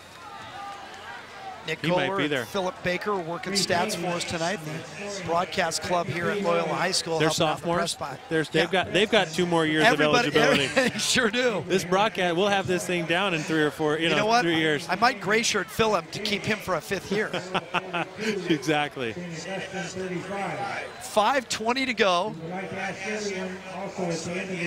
High school football is just a great game. You know, it's never over till it's never over. I've seen this so many times. Used to get caught by it. I'll tell you the 2 things that have always fooled me in high school football: thinking a game's over and thinking anybody could play with De La Salle. Yeah. Every single time I did a Poly De La Salle, a modern day De La Salle game, every single time we'd look, Poly's got 13 guys that are 300 pounds. They got 7 guys who are going to the NFL.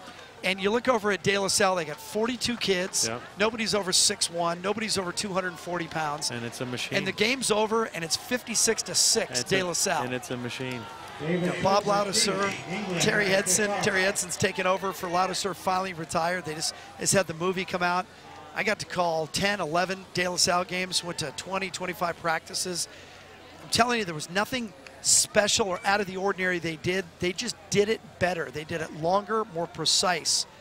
And to watch that offensive line work was fantastic. I remember Derek Landry, who would go both ways. He went on and played at Notre Dame against Long Beach Poly. It was number 1 versus number 2. First time that had ever happened in high school football in the country. Everybody picking Poly. Maurice Jones-Drew takes a swing pass from Matt Gutierrez. First drive, does a flip into the end zone. And Poly thought, who are these guys? Yeah.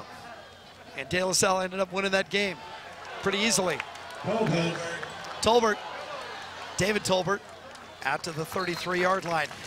You notice now, Loyola's playing a step slower.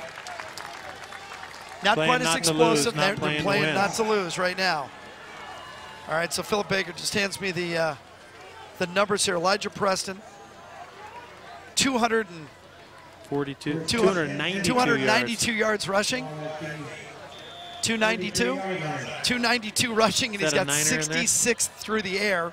He's got 5 touchdowns, 4 rushing and 1 through the air. Great stuff. Thank you, sir. My goodness. So next time he touches the ball, he'll go over 300 yards rushing. Tolbert.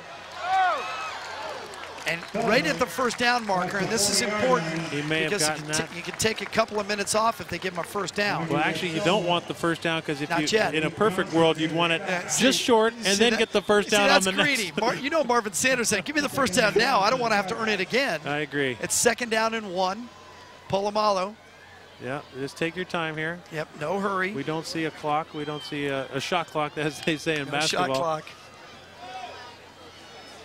Short clock in high school, though. Back judge keeps it.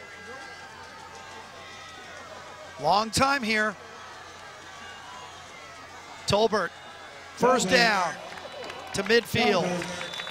Yeah, and you see the back judge taking that clock, and he's looking at it, and when it's within a certain time, he ends up raising his hand, and that's what triggers Trey Polamalu to snap that ball. So and great job by Trey Yep. looking at that. You saw, too, the urgency. All of a sudden, he went through the count quickly. Right away.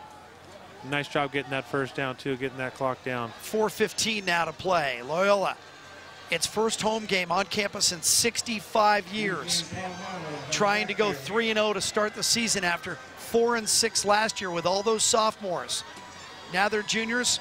Now they know what it's like under the lights. Polamalu in the white shoes. Cut back by Beasley. Beasley still on his feet. Oh, Beasley to the 35. Lost his helmet, but not his composure. Great run by Beasley there. Just a tough, gritty little sophomore rocking number 94. You know what? Helmet got ripped off. Yeah. Mouthpiece still in. Ball still in hand. Nice run by Beasley. I'll tell you what, when you walk around campus now and you say, I love me some Drake, right? That's the Drake you're This talking is the one about. they're talking about. That's right. 345. What a great football name, Drake Beasley. Beautiful. Beautiful. Nice run by Beasley. Get them a first down. Get them some yardage as well. That's important too, because if you give the ball up, you want to make sure they have to go a long way, but you really don't want to give the ball back to St. Augustine. You can run this clock out. David Cooper's the tailback, and they give it to him. Cooper. A couple of yards, but more importantly, keep that clock running. 3:20. And these fans do not want to see Preston touch the ball again, because they know he can go the distance like he did in the first quarter. Took it 80 yards. Quickly. Quickly. You know, that's the thing with that guy is, man, when there's a hole, he's through it. And he's got so much speed that he can kind of navigate. Yep. Once he gets past the first level and the second level, he can pretty much go wherever he wants. So you do not want to see him touch the ball again. Well, it looks like they're going to throw, but no way are they going to put the ball in the air here. Cooper to the 30-yard line. It had 3 to the left, 1 to the right, and then Cooper moved up right alongside Polamalu. Timeout, St. Augustine. And I believe that's their last timeout. They actually burned 2 timeouts earlier, which really kind of hurt them. But give these guys a lot of credit, man. They brought 44 on the traveling squad all the way up from San Diego. Of course, agreeing to go through all this and play on campus. Now it's a great facility, but you never know. And you don't want anything out of the ordinary for your team. But first off, to schedule the game. That's one thing, is that Mike Stevenson, the athletic director, and Garcia.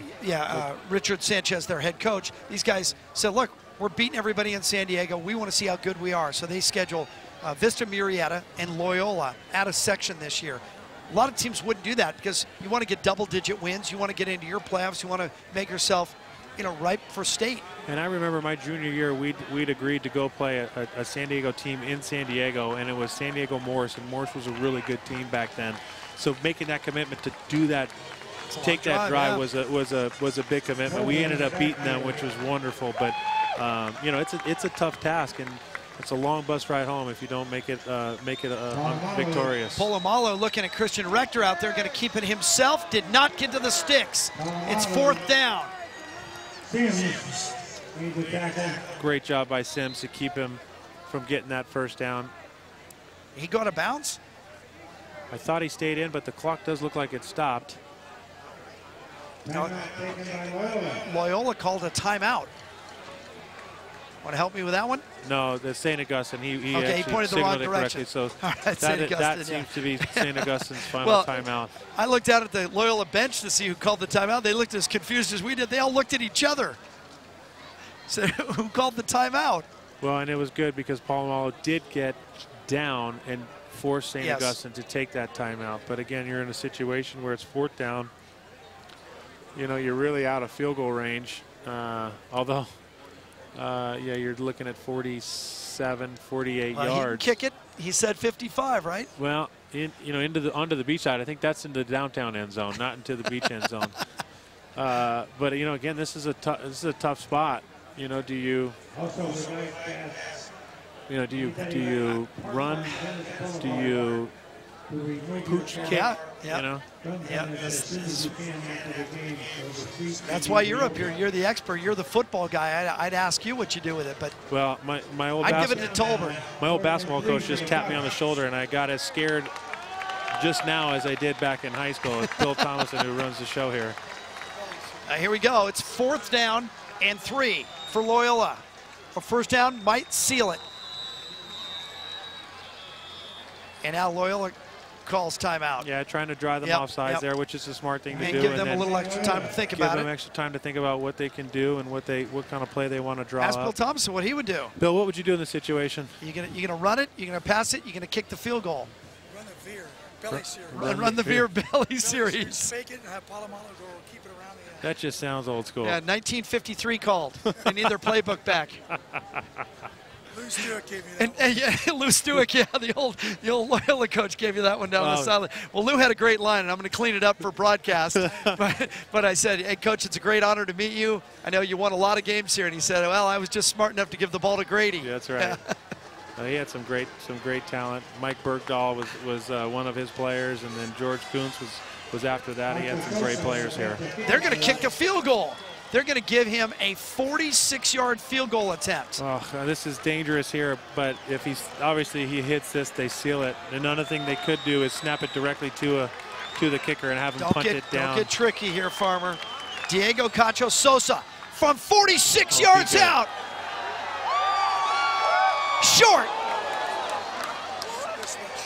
Short. Wow. And now St. Augustine gets the ball with 2:17 to play and a chance to drive for the tying touchdown.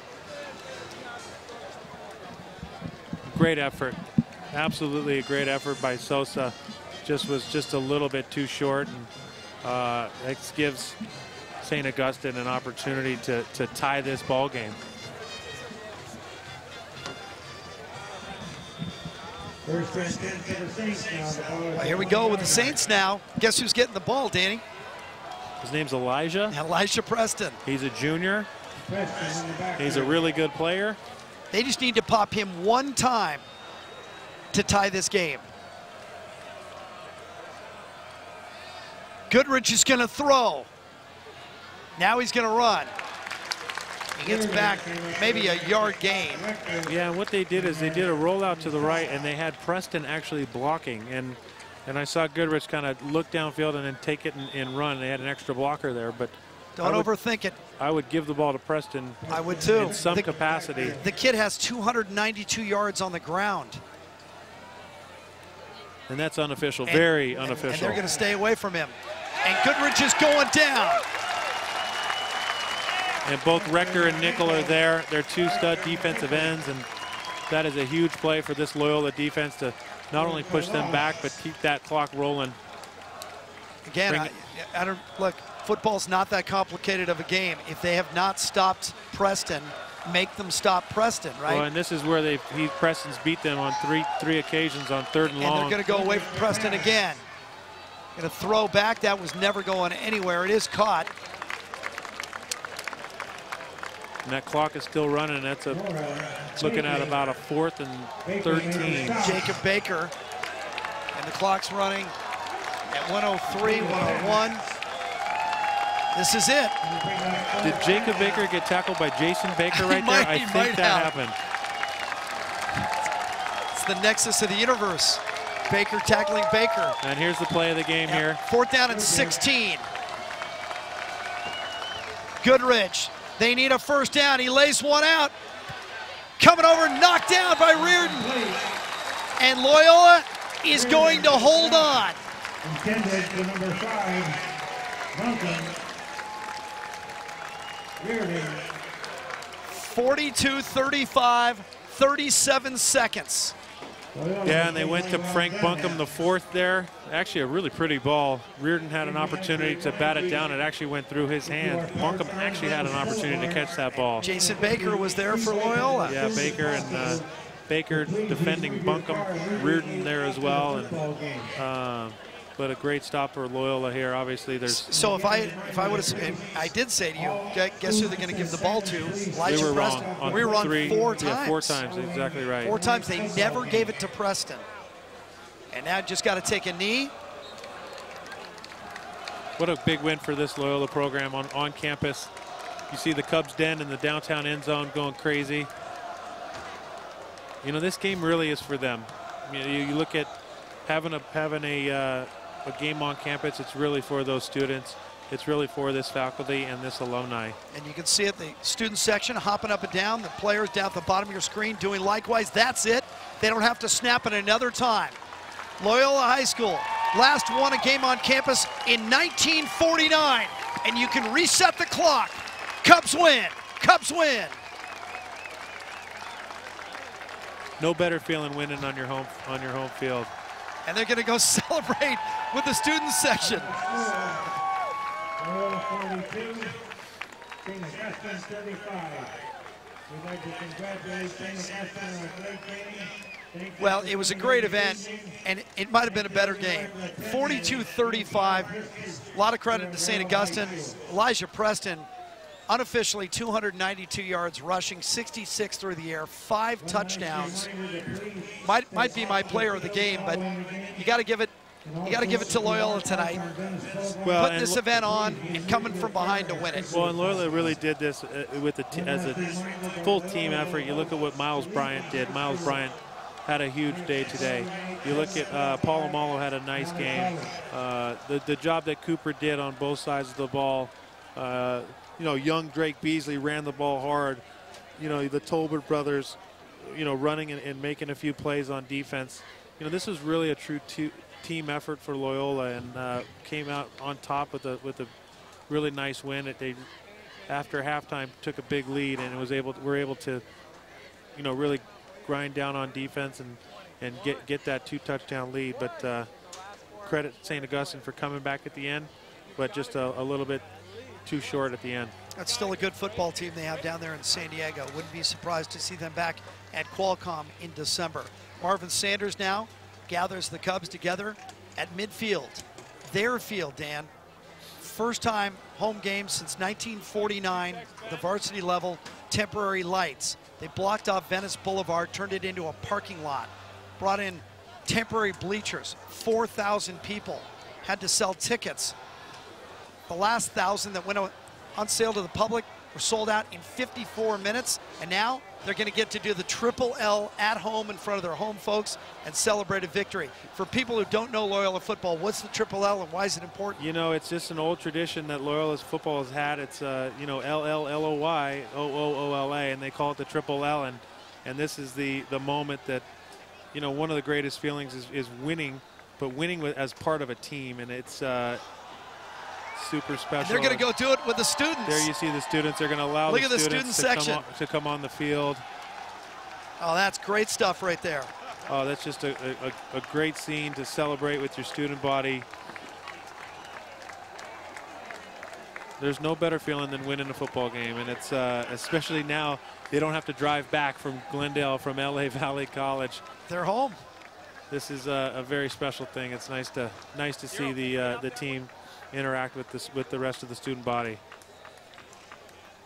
I think it's exactly what this school wanted out of this event. It went off without a hitch. Parking was not a problem. Traffic was not a problem. The lights were great. The seating right on top of the field. And on top of that, Loyola gets a win. So it's not only their first home game in 65 years, it's their first home victory. And to top it off, a moon coming up over downtown right now just makes this night magical. It's Absolutely it's a postcard. spectacular postcard. Give me your takeaway thoughts on the whole event and the night. Well, the event obviously special. It's about those families, the generation of kids that have gone through the school. It's about the faculty. It's about how special this place is in history. It was such a huge part of Los Angeles. From the game, this is a really nice win for Loyola football. And there it is. Yeah, and there you see the triple L that the team does. It's one of the great things to do, after a victory, and just a huge win for this Loyola program. Again, we talked about it earlier, being 4-6 last year, and now they've taken really good strides this year. Those sophomores last year are now juniors, and that core of this team is going to be, going to be a force to be reckoned with the rest of this year. Obviously, this difficult season stretch of games coming up, but this is very positive for Loyola. Obviously, St. Augustine's probably down right now, but they're going to be able to go back, and I think it's the best 1 and 2 team in Southern California. St. Augustine. Probably, they're ranked highly in California and in San Diego as well, and they're going to have to find a way to pass the ball a little bit better. But for Loyola, again, their ability to run the ball, their ability to provide some depth at positions that they're going to need, especially if a couple guys go both ways. This is a big win for this program, and to do it in front of your home stands, on your home practice field. Just a truly a special moment. Well, 5 touchdowns for Elijah Preston for St. Augustine, but not quite enough. For Loyola, 2 touchdowns for David Cooper, and a touchdown each for Trey Palomalu, Miles Bryant, Daniel Tolbert, and Drake Beasley. Next up for Loyola, at LA Valley College. That's a home game against Salesian next week. Special thanks to all the folks here at Loyola High School.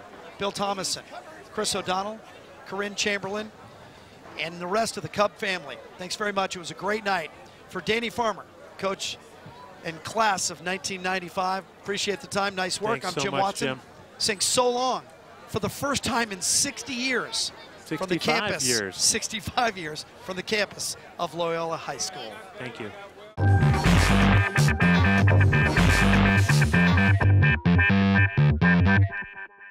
Congratulations, Loyola. This year marks our 150th anniversary, and it's time for us to celebrate.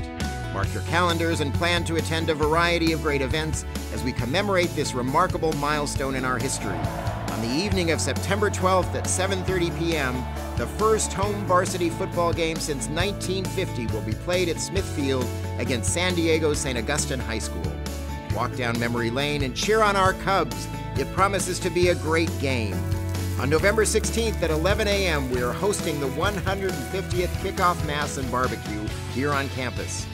Come join families, faculty, staff, Jesuits, and alumni to celebrate the official announcement of our 150-year anniversary. We'll view a video highlighting the history of Loyola, watch our new 150th website go live, and hear remarks from our distinguished speaker, Dr. Kevin Starr, author of a new book on Loyola's history.